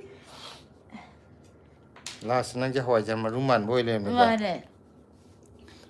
Mayam Mayam aise hawaijar lonbaga se haijarakpa ka nate ko yum leingeda hawaijar ga se haidi hekta yam charakpa mido adu nate moron padaga khitanga charakpa mido si de le di pham pam gre. sidadi ai isana hawaijar lo haidi sum chaningakpadagi di lon le YouTube te yengbadagi di adai di phajana tare adai di dum lon khre adai gi cha su dum chare yumda chabadagi di sida chabana hel Ado wakal gi pukai na hai je thoi next ki birthday di kaka na tawidoi ni ko kaka na kaukra su ningsing la uko hai. Kadagi bade no. Nangi birthday da ne kaka na celebrate tawdoi na. Blessy ki birthday se wakal gi pukai kaka na ne celebrate tawbini kari gi no e Nungsibai ni kai no. sibagi ne ye Abem na oi thank you hayo thank you kaka abem arke je ai ning thakong ward number 10 khundrak pam bijen gi masa ni hai. Okay. Abem arke sai ring ta ba ngang don trish bo. mane Nang mama khang bro nang na phone message tharai du bo. Aduga premlata thiam maru manbagi nati ye silana thongbado yam hawdong manbado adugi ni hai.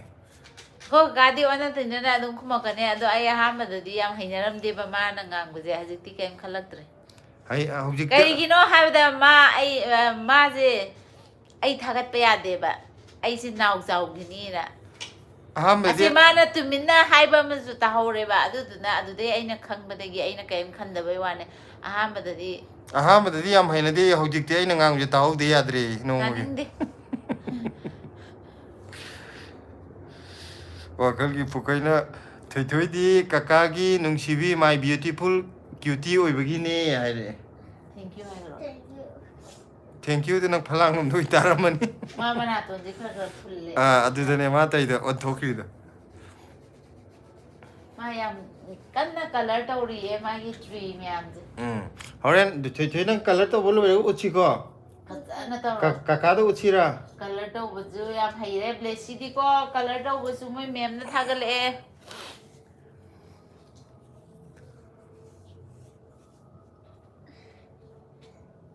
Maya Manipur gi di ing maje kyam inge kamai tawrage hojik sibo.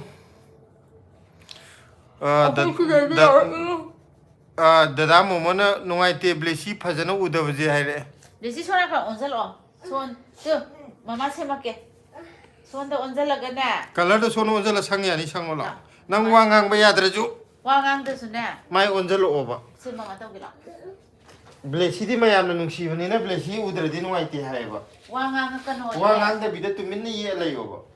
에, 그가 안 들어봐요. 온절라라. 시들라.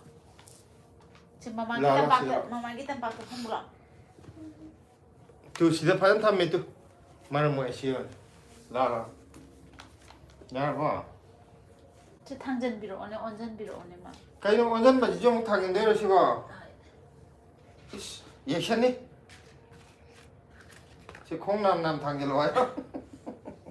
지 모이디 잉데 비드네. 제 소나칸도 올라디네. 마나 마카나 손 사데. Kaido rage. Anh sẽ năng cần tiền với khung chân thật thầm vậy. Papa cái gì cần nó tông nó. cái đó nó bên nào ai ghi tên bẩn Sẽ kaka na ju thare. Kaka. Chị ôm giờ lâu cả. Ngày đi cô thui cái drawing yeng na ba hai. Nâng gì Ai idea. Tu kaka na thui cái drawing hết lùi bởi cái yek pa sang ba lùi ra kaka na yeng thui ni hai je. Hôi hay yo. Hôi kaka.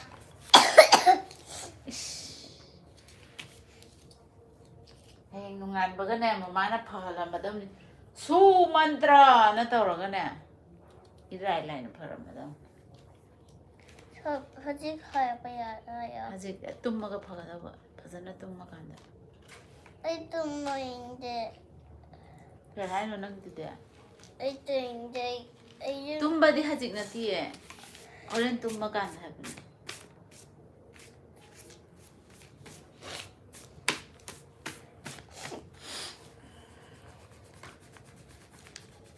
Kamen laktri lep khrabo. khang de dai de lep khre Sida di lep poi da. Mai pinak ta bayong ani. Se mayam nga hak kaino comment pi lep pi ngai jida akhoi gi kaino da live ta changbi ri ba mayam jina khoi gi mobile ge screen da ani rak tang khutna thak thak thajin bi ra like khara on thok bi use. Kayano ji ge ji 44 ra kaino mi ore. Like ti live ta di mi am changbi ri ko. Se kaino na akhoi kakana thare je macha thuibi na base kaka wakhal yam nuai te ko matung da di na ba ya de thui thoi hai magi na ba si na ba na te da magi si di phara madam ne heng kaka nungan ba ga hayo na ton ki tang phun ba ka ta ne school jo inde ish Desina color to do ti ang halu se papa che kan loi dri ngai yang na ha ji yang be adri ye sorry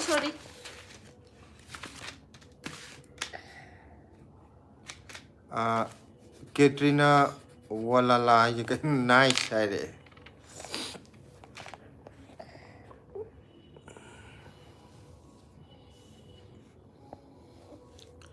mayam se screen da ongta kano je thak thak thajan re like kita to biro se like se kaya no 46 ti yo re bu ko pung amma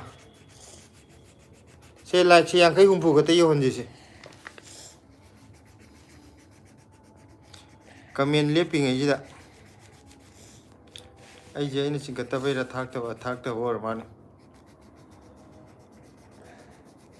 mayam live ta changbi re je comment akhoi sum ibi re ba sum akhoi nungai kai no to ri je nungai no wari sanare mayam je hauji kari lam dagi na mayam je haipeta habi ro ne haidi hauji ning thau khong dagi yaw gre kakching dagi yaw re ko ato pa lam dagi lo yaw ri je kari lam de no kita habi ro sum akhoi mayam khangna je bam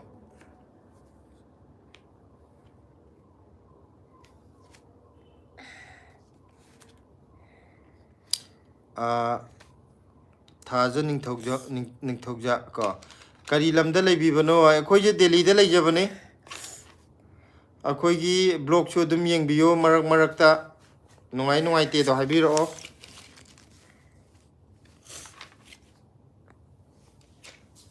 ठेठे लोइदर ओ नंगी जे CG येरा okay yenga ye pu yam hai ne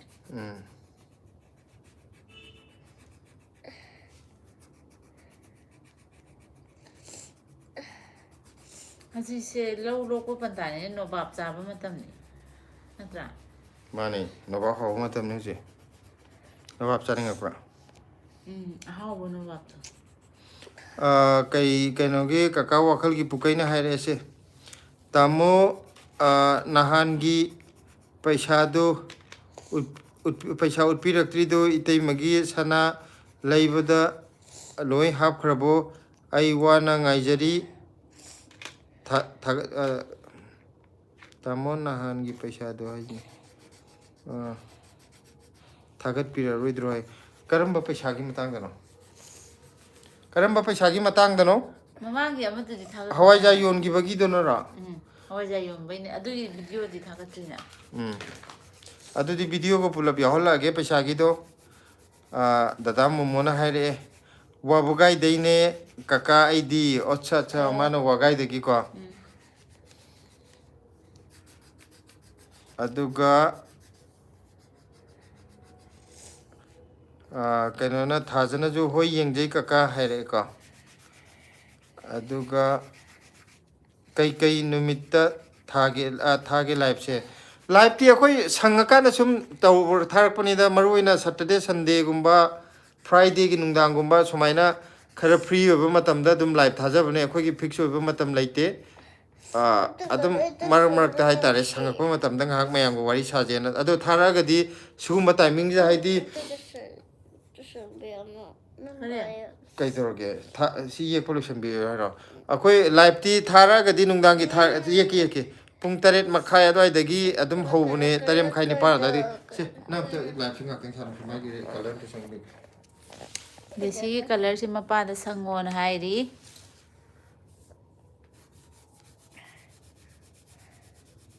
ꯅꯪ ꯋꯥꯔꯕ ꯁꯪꯕ ꯃꯥꯏꯕꯝ ꯏꯕꯦꯌꯥꯏꯃ ꯍꯥꯏ ꯕ꯭ꯂꯦꯁꯤ ꯍꯥꯏꯔꯛꯑꯦ ꯍꯥꯏ ꯑꯝꯇ ꯍꯥꯏꯈ꯭ꯔꯣꯁꯦ ꯂꯣꯏꯔꯕꯣ ꯑꯇꯩꯗꯤ ꯀꯔꯝꯕ ꯁꯪꯗꯧꯕ ꯀꯩꯅꯣ ꯁꯤꯗꯗꯤ ꯑꯃꯗ ꯂꯨꯄꯥ 100 ꯄꯤꯌꯦ ꯍꯥꯏꯁꯦ ꯀꯩꯅꯣ ꯋꯥꯈꯜꯒꯤ ꯄꯨꯀꯩꯅ ꯀꯀꯥ ꯋꯥꯈꯜꯒꯤ ꯄꯨꯀꯩꯅꯅꯦ ꯁꯤꯗꯗꯤ ꯑꯃꯗ ꯑꯗꯨꯗꯤ ꯍꯪꯉꯣ ꯂꯨꯄꯥ 100 ꯄꯤ ꯃꯉꯣꯟꯗ ꯑꯗꯨꯗ ꯃꯃꯥꯡꯗ ꯅꯪꯅ ꯄꯥꯈꯤꯕꯗꯣ ꯑꯗꯣ ꯑꯗꯨꯗꯨꯒꯤ ꯑꯃꯨꯛꯀ ꯍꯪꯉꯣ ꯃꯈꯥꯅꯦꯕ ꯀꯔꯤꯅꯣꯗꯣ ꯍꯪꯉꯣ ꯀꯩ ꯃꯇꯥꯡꯒꯤꯅꯣ ꯂꯨꯄꯥ 100 ꯄꯤ ꯍꯥꯏꯁꯦ ꯑꯩꯈꯣꯏ ꯒ꯭ꯌꯥꯟ ꯇꯥꯕ ꯉꯝꯗ꯭ꯔꯦ ꯄ꯭ꯔꯦꯝ ꯃꯇꯝꯒꯤ ꯑꯉꯥꯡ ꯑꯉꯥꯎꯕ ꯕ꯭ꯔꯣꯁꯤ ꯀꯩ ꯊꯕꯛ ꯇꯧꯔꯒ ꯂꯩꯔꯤꯅꯣ ꯑꯩꯈꯣꯏ ꯀꯀꯥꯒꯤ ꯊꯕꯛꯁꯦ ꯑꯩꯈꯣই 30K ꯌꯧꯔꯀꯥꯟꯗ ꯃꯃꯥꯡꯗ ꯁꯤ ꯍꯥꯏꯖꯒꯦꯅ ꯂꯣꯏꯔꯦ ꯁꯤꯗ ꯍꯥꯏꯈꯤꯕꯅꯦꯕꯀꯣ ꯑꯗꯨꯗꯨꯅ ꯍꯥꯏꯗꯤ ꯍꯧꯖꯤꯛꯇꯤ ꯍꯥꯏꯔꯔꯣꯏꯒꯦꯀꯣ 30Kꯗꯣ ꯍꯦꯛ ꯌꯧꯕꯒ ꯍꯥꯏꯖꯔꯛꯑꯒꯦ ꯋꯥꯔꯧꯕꯤꯕ ꯌꯥꯗꯦꯀꯣ ꯏꯅꯥꯎ ꯅꯣꯕꯥꯞ ꯂꯣꯏꯔꯦꯀꯣ ꯅꯣꯕꯥꯞꯇꯣ ꯂꯨꯄꯥ 100 ꯄꯤꯌꯦ ꯇꯥꯡꯗ꯭ꯔꯣ ꯑꯗꯨꯗꯤ ꯅꯣꯕꯥꯞ ꯑꯣꯏꯅ ꯌꯣꯜꯂꯁꯤꯔꯣ ꯑꯗ ꯅꯣꯕꯥꯞ ꯊꯥꯔꯒ ꯅꯣꯕꯥꯞ ꯍꯧꯕ꯭ꯔꯣ ꯑꯗꯨꯗ ꯄ꯭ꯔꯦꯝ ꯍꯧꯔꯝꯒꯅꯤꯌꯦ ꯑꯗꯨꯗꯤ ꯅꯣꯕꯥꯞ ꯑꯣꯏꯅ ꯊꯥ ꯐꯔꯦꯗ ꯑꯗꯨꯗ ꯌꯥꯝꯅ ꯅꯨꯡꯁꯤꯌꯦ ꯕꯦꯝꯃ ꯍꯥꯏꯔꯛꯑꯦ ꯊꯦꯡꯀ꯭ꯌꯨ ꯍꯥꯏꯔꯛꯑꯣ ꯊꯦꯡꯀ꯭ꯌꯨꯗꯤ ꯍꯥꯏꯈꯤ ꯌꯥꯏ ꯀꯩꯅꯣ ꯋꯥ ꯉꯥꯡꯈ꯭ꯔꯣꯅ ꯁꯨꯃꯥꯏꯅ ꯂꯞ ꯑꯝꯇꯪ ꯄꯤꯁꯟꯈ꯭ꯔꯁꯦ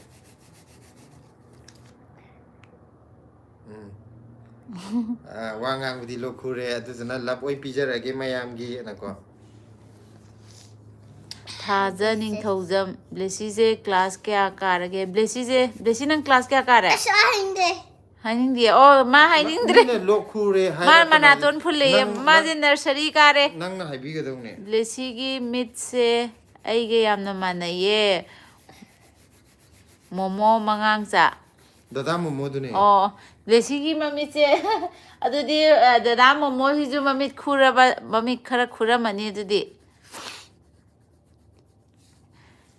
ꯏꯆꯦ ꯁꯦꯟꯕꯥꯏꯅ ꯁꯤꯂꯥ ꯍꯣꯏꯗꯤ ꯆꯥꯛ ꯆꯥꯔꯕꯣ ꯀꯔꯤ ꯆꯥꯔꯒꯦ ꯏꯆꯦ ꯆꯥꯔꯦ ꯆꯥꯕ ꯂꯣꯏꯔꯒ ꯂꯥꯏꯚ ꯇꯧꯔꯛꯏꯅꯦ ꯑꯗꯣ ꯑꯩꯈꯣꯏ ꯉꯁꯤ ꯁꯣꯏꯕꯨꯝ ꯊꯣꯡꯉꯦ ꯉꯥ ꯃꯇꯨꯝ ꯃꯆꯥ 1-2 ꯍꯥꯞꯆꯤꯜꯂꯒ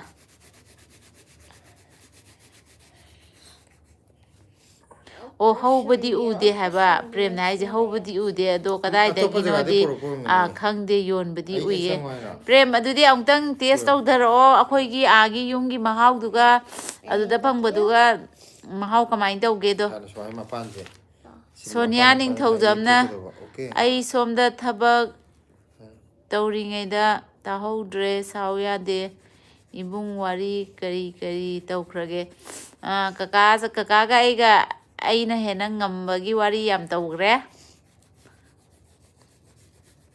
ꯑꯩ ꯑꯗꯨꯅ ꯁꯣ ꯅꯥꯀꯟꯗ ꯀꯞꯄ ꯂꯩꯁꯦ ꯍꯥꯏ ꯍꯥꯏꯔꯦ ꯃꯥꯏ ꯁꯣꯔꯠ ꯚꯤꯗꯤꯑꯣ RH ꯑꯗꯒꯤ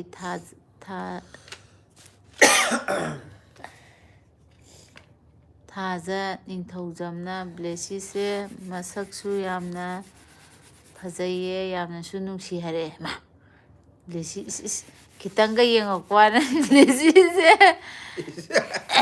ꯏꯀꯥꯏꯁꯤꯒ ꯇꯧꯏꯀꯣ ꯃꯤꯗꯤ ꯂꯟ ꯆꯦꯟꯕ ꯊꯥꯡꯖꯝ ꯌꯥꯝꯅ ꯅꯨꯡꯁꯤꯌꯦ ꯕꯦꯝꯃ ꯒ꯭ꯌꯥꯟ ꯌꯥꯝꯅ ꯇꯥꯏ ꯌꯥꯝꯅ ꯃꯔꯝ ꯃꯣꯛꯑꯦ ꯑꯩꯈꯣꯏꯁꯨ ꯅꯪꯒꯨꯝꯕ ꯑꯃ ꯂꯩꯌꯦ ꯍꯥꯏꯔꯛꯑꯦ ꯕ꯭ꯂꯦꯁꯤ ꯊꯦꯡꯀ꯭ꯌꯨ ꯍꯥꯏꯒꯔꯣ ꯋꯥꯈꯜꯒꯤ ꯄꯨꯀꯩꯅ ꯇꯧꯔꯛꯀꯦꯌꯦ ꯇꯦꯁ ꯑꯩꯅ ꯀꯩ ꯍꯥꯏꯒꯦ ꯍꯥꯟꯅ ꯑꯀꯣꯏꯕ ꯍꯥꯟꯅ ꯕꯥꯎꯟꯗ꯭ꯔꯤꯁꯦ ꯍꯥꯟꯅ ꯂꯣꯏꯅ ꯏꯊꯣꯛꯑꯣ ꯑꯗꯨꯒ ꯃꯔꯛꯇ ꯑꯔꯤꯐ ꯈꯥꯟ ꯍꯥꯏ ꯃꯥꯜꯂꯦꯀꯣ ꯀꯔꯤ ꯃꯊꯦꯜ ꯆꯥꯔꯒꯦ ꯁꯣꯏꯕꯨꯝ ꯊꯣꯡꯉꯦ ꯑꯔꯤꯐꯇꯤ ꯀꯔꯤ ꯍꯤꯟꯖꯥꯡ ꯆꯥꯔꯒꯦ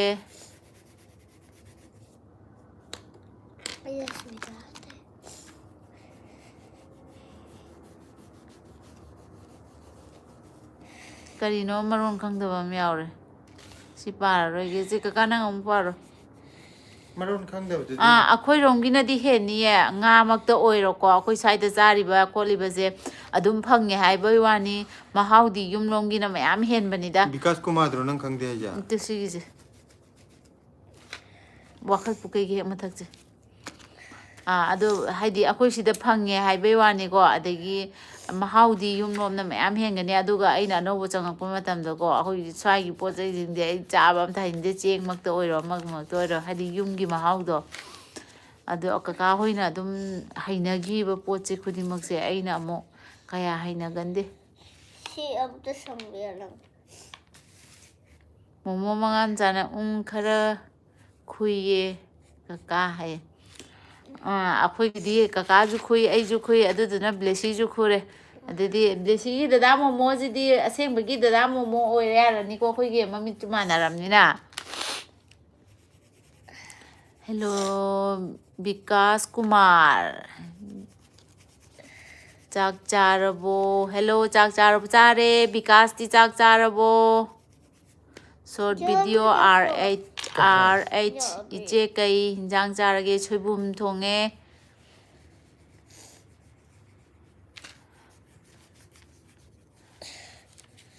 ꯑꯥꯔꯤꯐ ꯈꯥꯟꯅ ꯃꯥꯗꯤ ꯆꯒꯦꯝ ꯄꯣꯝꯕ ꯆꯥꯏ ꯍꯥꯏꯌꯦꯀꯣ ꯍꯥꯎꯕꯅꯦ ꯆꯒꯦꯝ ꯄꯣꯝꯕꯁꯦ 19 ꯌꯨꯖꯔꯅ ꯍꯥꯏ ꯕ꯭ꯂꯦꯁꯤ ꯑꯩꯗꯤ ꯊꯣꯛꯎꯔꯕꯅꯦ ꯑꯃꯨꯛ ꯂꯥꯛꯑꯦ ꯍꯥꯏ ꯃꯥꯗꯤ ꯊꯣꯛꯎꯔꯕꯅꯦ ꯑꯃꯨꯛ ꯂꯥꯛꯑꯦ 19 ꯌꯨꯖꯔꯅ ꯏꯇꯩꯃ ꯑꯩ ꯐꯦꯁꯕꯨꯛꯇ ꯇꯦꯛꯁ ꯊꯥꯈꯤꯕꯅꯦ ꯔꯤꯄ꯭ꯂꯥꯏ ꯇꯧꯔꯛꯇꯦ ꯅꯪꯒꯤ ꯐꯦꯁꯕꯨꯛꯇ ꯅꯪꯒꯤ ꯑꯦꯀꯥꯎꯟꯁꯦ ꯀꯔꯤ ꯍꯥꯏꯅ ꯃꯤꯡ ꯂꯩꯒꯦ ꯄ꯭ꯔꯦꯝ ꯑꯗꯨ ꯍꯥꯏꯔꯛꯑꯣ ꯀꯔꯤꯒꯤ ꯑꯩꯒꯤꯗꯤ ꯇꯦꯛꯁ ꯊꯥꯈꯤꯕ ꯑꯣꯏꯔꯗꯤ ꯃꯦꯁꯦꯟꯖꯔꯗ ꯂꯥꯛꯑꯅꯤ ꯀꯔꯤ ꯃꯤꯡ ꯀꯔꯤ ꯍꯥꯏꯅ ꯊꯥꯈꯤꯒꯦ ꯑꯗꯨ ꯍꯥꯏꯕꯤꯔꯛꯑꯣ ꯑꯦꯀꯥꯎꯟꯗꯣ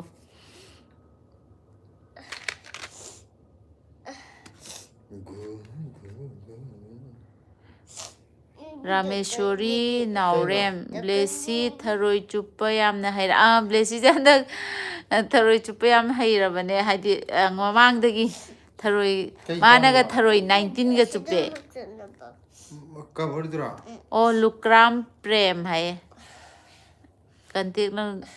ꯀꯟꯇꯦꯛ ꯅꯝꯕꯔ ꯂꯧꯖꯕ ꯇꯥꯃꯣꯒꯤ ꯍꯣꯏ ꯄꯤꯔꯛꯀꯦ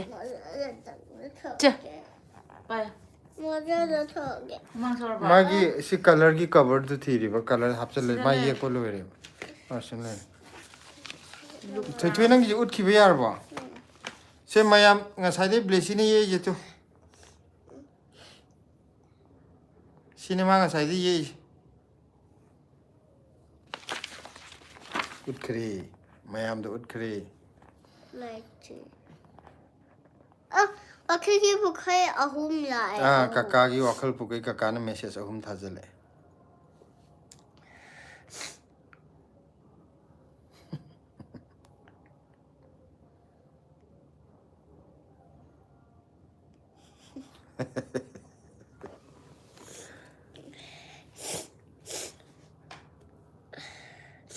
ꯄꯤ ꯌꯥꯝ ꯆꯨꯔ ꯑꯗꯨꯗꯩ ꯐꯤꯗꯨꯗ ꯁꯤꯠꯆꯜ Mama, asida.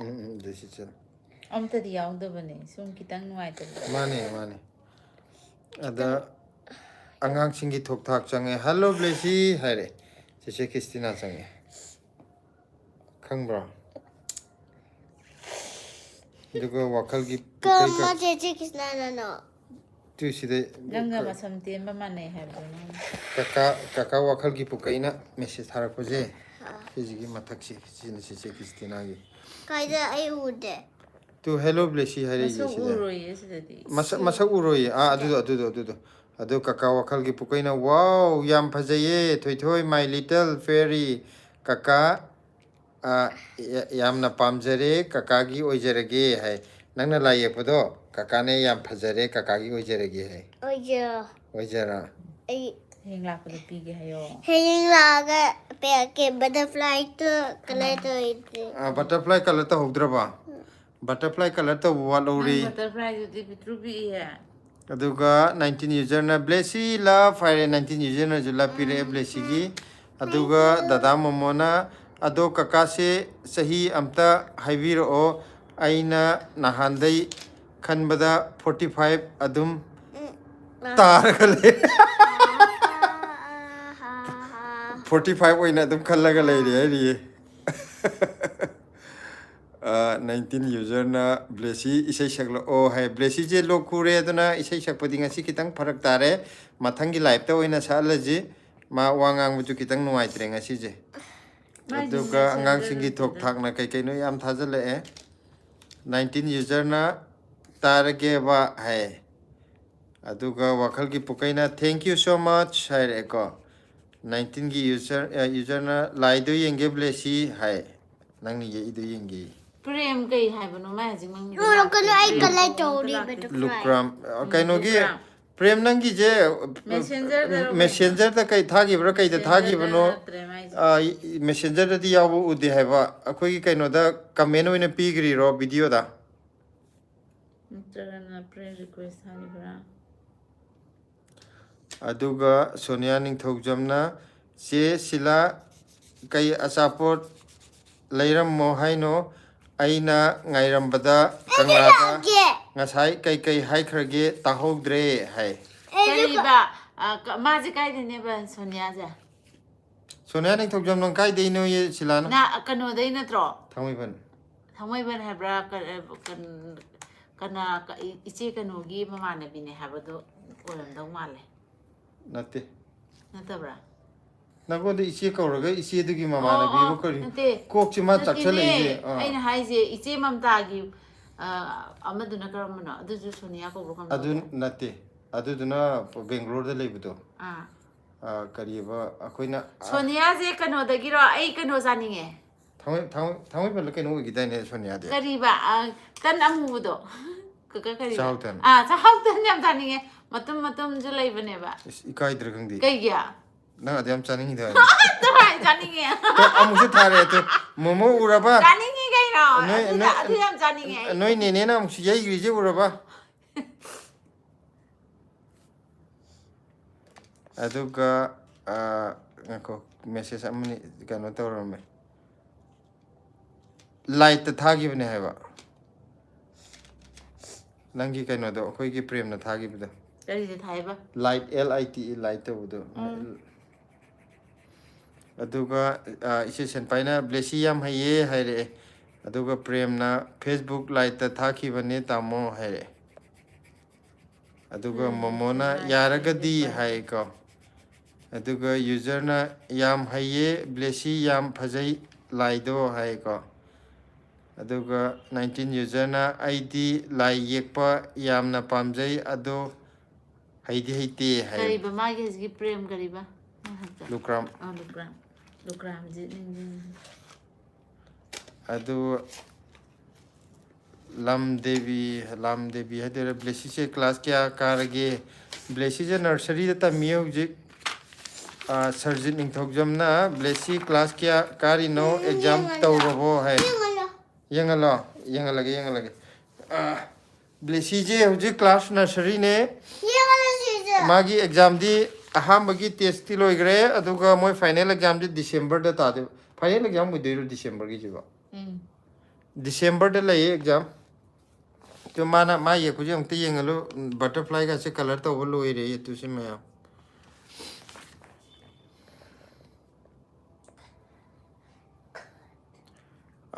ꯁꯣꯅꯤꯌꯥ ꯅꯤꯡꯊꯧꯖꯝꯅ ꯆꯦ ꯄꯤꯖꯒꯦ ꯁꯣꯏꯗꯅ ꯄꯤꯖꯒꯦ ꯄꯥꯎ ꯐꯥꯎꯅꯁꯦ ꯊꯣꯔꯛꯑꯝꯗꯥꯏꯗ ꯂꯥꯏꯚ ꯊꯥꯔꯛꯑꯣ ꯍꯥꯏꯀꯣ ꯑꯗꯨꯒ ꯊꯣꯏꯊꯣꯏ ꯄꯥꯄꯥꯏ ꯑꯗꯨ ꯌꯥꯗꯕꯅꯤ ꯄꯥꯄꯥꯏ ꯁꯌꯦꯡꯗꯨ ꯌꯥꯗꯕꯅꯤ ꯍꯧꯖꯤꯛꯇꯁꯨ ꯊꯥꯈꯤꯕꯅꯦ ꯇꯥꯃꯣ ꯍꯥꯏꯔꯛꯑꯦ ꯄ꯭ꯔꯦꯝꯒꯤꯗ ꯑꯃꯨꯛꯁꯨ ꯂꯥꯛꯄ꯭ꯔꯥ ꯌꯦꯡꯉꯣ ꯃꯣꯃꯣ ꯃꯉꯥꯡꯆꯥ ꯆꯥꯛꯍꯥꯎ ꯇꯟꯗꯤ ꯀꯛꯆꯤꯡꯅ ꯕꯦꯁ ꯇꯥꯕꯅꯦ ꯍꯥꯏꯕ ꯆꯥꯛꯍꯥꯎ ꯇꯟꯗꯤ ꯀꯛꯆꯤꯡꯅ ꯌꯥꯝ ꯀꯩꯅꯣ ꯇꯧꯋꯦ ꯑꯗꯣ ꯑꯗꯨꯗꯤ ꯍꯥꯏꯅꯕꯅꯦ ꯀꯛꯆꯤꯡꯒꯤ ꯆꯥꯛꯍꯥꯎ ꯇꯟꯅ ꯍꯥꯏꯅꯕꯅꯦ ꯆꯨꯝꯃꯦ ꯃꯣꯃꯣꯅ ꯍꯥꯏꯔꯛꯄꯁꯦ ꯑꯩꯁꯨ ꯇꯥꯈ꯭ꯔꯦ ꯑꯗꯨꯒ 19 ꯌꯨꯖꯔꯅ ꯕ꯭ꯂꯦꯁꯤ ꯅꯪꯗꯤ ꯂꯥꯏ ꯌꯦꯛꯄ ꯌꯥꯝꯅ ꯍꯩ ꯑꯗꯣ ꯑꯩꯗꯤ ꯍꯩꯇꯦ ꯄꯥꯝꯗꯤ ꯌꯥꯝꯅ ꯄꯥꯝꯖꯩ ꯍꯥꯏꯔꯛꯑꯦꯀꯣ ꯑꯗꯨꯒ ꯋꯥꯈꯜꯒꯤ ꯄꯨꯀꯩꯅ ꯂꯞ ꯃꯌꯥꯝ ꯊꯥꯔꯛꯑꯦ ꯕ꯭ꯂꯦꯁꯤꯒꯤ ꯕ꯭ꯂꯦꯁꯤ ꯂꯥꯏꯔꯤꯛ ꯀꯟꯅ ꯄꯥꯋꯣ ꯍꯥꯏꯔꯦꯀꯣ ꯑꯗꯨꯒ ꯁꯔꯖꯤꯠ ꯅꯤꯡꯊꯧꯖꯝꯅ ꯌꯥꯝ ꯍꯩꯌꯦ ꯕ꯭ꯂꯦꯁꯤ ꯗ꯭ꯔꯣꯌꯤꯡ ꯌꯦꯛꯄ ꯍꯥꯏꯔꯦ ꯑꯗꯣ ꯃꯌꯥꯝ ꯉꯁꯤꯒꯤ ꯂꯥꯏꯐꯁꯦ ꯄꯨꯡ 1:30ꯗ ꯂꯣꯏꯁꯤꯜꯂꯁꯤꯅ ꯍꯧꯖꯤꯛ ꯃꯤꯅꯤꯠ 2ꯗꯤ ꯂꯩꯔꯤꯀꯣ ꯑꯩꯈꯣꯏꯁꯨ ꯀꯩꯅꯣ ꯇꯧꯕꯒꯤ ꯀꯨꯏꯅ ꯇꯧꯕꯁꯦ खितंग ngasi di hakchang khara nuai te le rambane ba ko ijo sum hakchang nuai tab du mayam ga live ngahak wari sa je na torupane ado hojik minute ani bokti wari sa gi je 9:28 9:30 da loisana na ba aduga sonia ning thogjamna aidi kangla da laibadune che singjamai dai nate haba kangla da laibadune haba kangla da laiba je kangla manung da mi laiba kangla manung nate kangla na law kanom laidudi lam hango monda so kaino ai khange ba sonia kangla haje lam je kai jaga da kaino mani college adu rakangi adu da changa gara kanom laidai ne birmani habda mani college sai ta ga kai da no khangbi mani college na kano da kano do khurai rom dai sum chatla ga laibado mama adu na tru birmani college haje birmani na kaino bira yaudi amana bira mongol adu na konung gi da nate mama konung mama konung ada le mangi sina buddha chandra bira mongol hai sina lamlai sawombu mani college hai sina khurai kitang chatla ga laira nang tam ko na kramuna bira mongol nang sum high dot air light ta mama ha kariya kayong chain ka di charam no nong da chau zo hai dana mana facebook live che ai kari no ai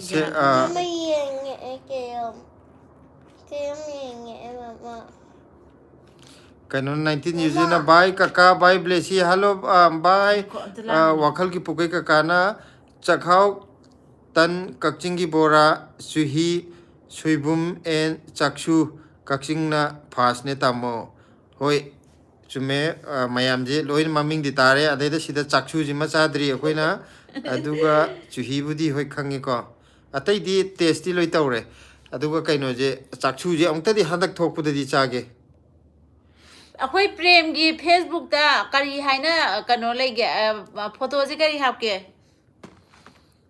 aduga 19 user na blessy love thare ko aman ali na aman ali jina maje karino maje wangang haitri ba kayam tawre mayam khogi mi mayam gi meeting to bom da sa changbi ragano sa changnar e aidi mirakta sa changbi rakano mayam waru bibaya de sa na sa gi marak leibiyo mi na mi marakta leina na ba ko akhoi sina mi ne ba ado mana khali je akhoi je sa ne na khalam be ado akhoi sa na te mi kana na haidi ba ha kana haiba nang na o pa saida nate ai thoing gi hai ne ma khalam moye ma maku pande ma di sa ni na sa ne na khala janga pura ju oram be ai keno mai khandok piyo se wakhan gi pukaina ma di kangla tombi na haibu ko my voice Hi from Tamil Nadu. Hello, my voice. Mama. Kaino je Aman Ali je maje angauni ye masana haijare.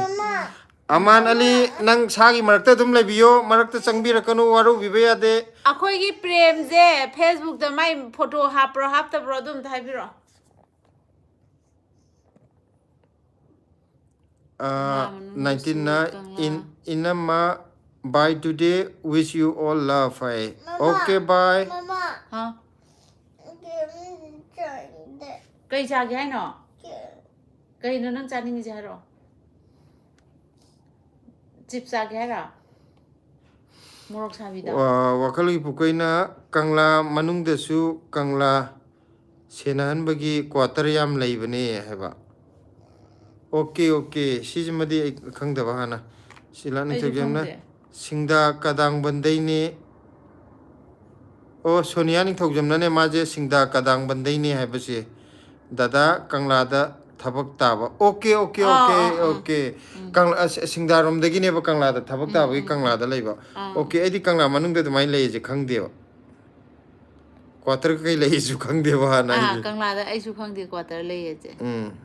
19 user na noksale kakaya aduga wakal gi pukaina masak khumaga furit arangba litpane itaima o masak tu khumjalaga furit arang litpane aduga rameswari nauremna mamang live ta aina pijagi haidu di hai mamangi live thabda na ko de pijagi haidu di hai pa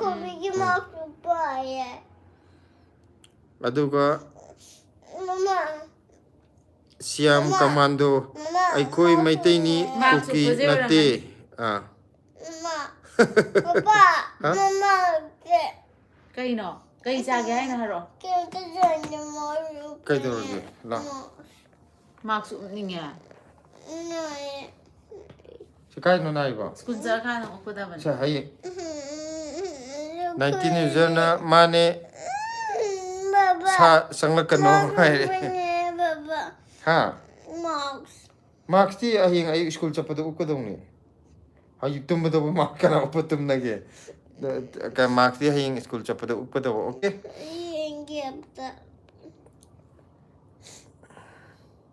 Papa. Mama.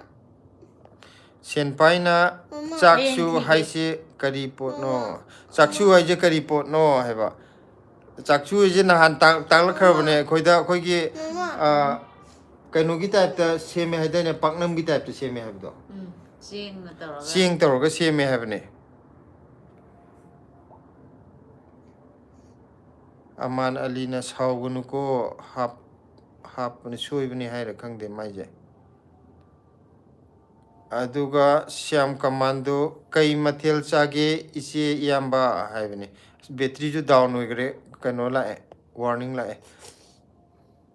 soi khre kasu kaide soi ki word di kaide ko aduga thousand to kai dorge se angang ji kano torse mayam thoi je masa kitang nungai tramane live se hayeng kano torje hayeng oina kano torje wari saraje ma masa kitang nungai tre quarter pi die dada sum naknaba haibani okay Rameswari na blessi si masa yam nungai tana ure adune akhoi live se loisalage ma masa khara nungai tre yamba ai kasar maitai ni Siam Commando jina kasar de gin haiba Aman Ali na soikhre kaisu kaide Aman Ali soigi board di kem kaide ko aduga nangju nungai na leiro 19 user na blessi by haire ko Siam Commando na ngasi ahan ba lakpuni yambagi live sida ado kaino na Siam ne lakpa koi live se loisandore thoi jum sa kitang nuai te na mathangi live ta adum thengna je hayeng lakpa ngamreng ge live 9:30 soida na gidam kitak tu iduna masangam de nga sai ke dole se thoi ga mama ga khanar ka dor mayam loisalage ko bai sawu ya de Vitamin tha order bane. Si pira age duga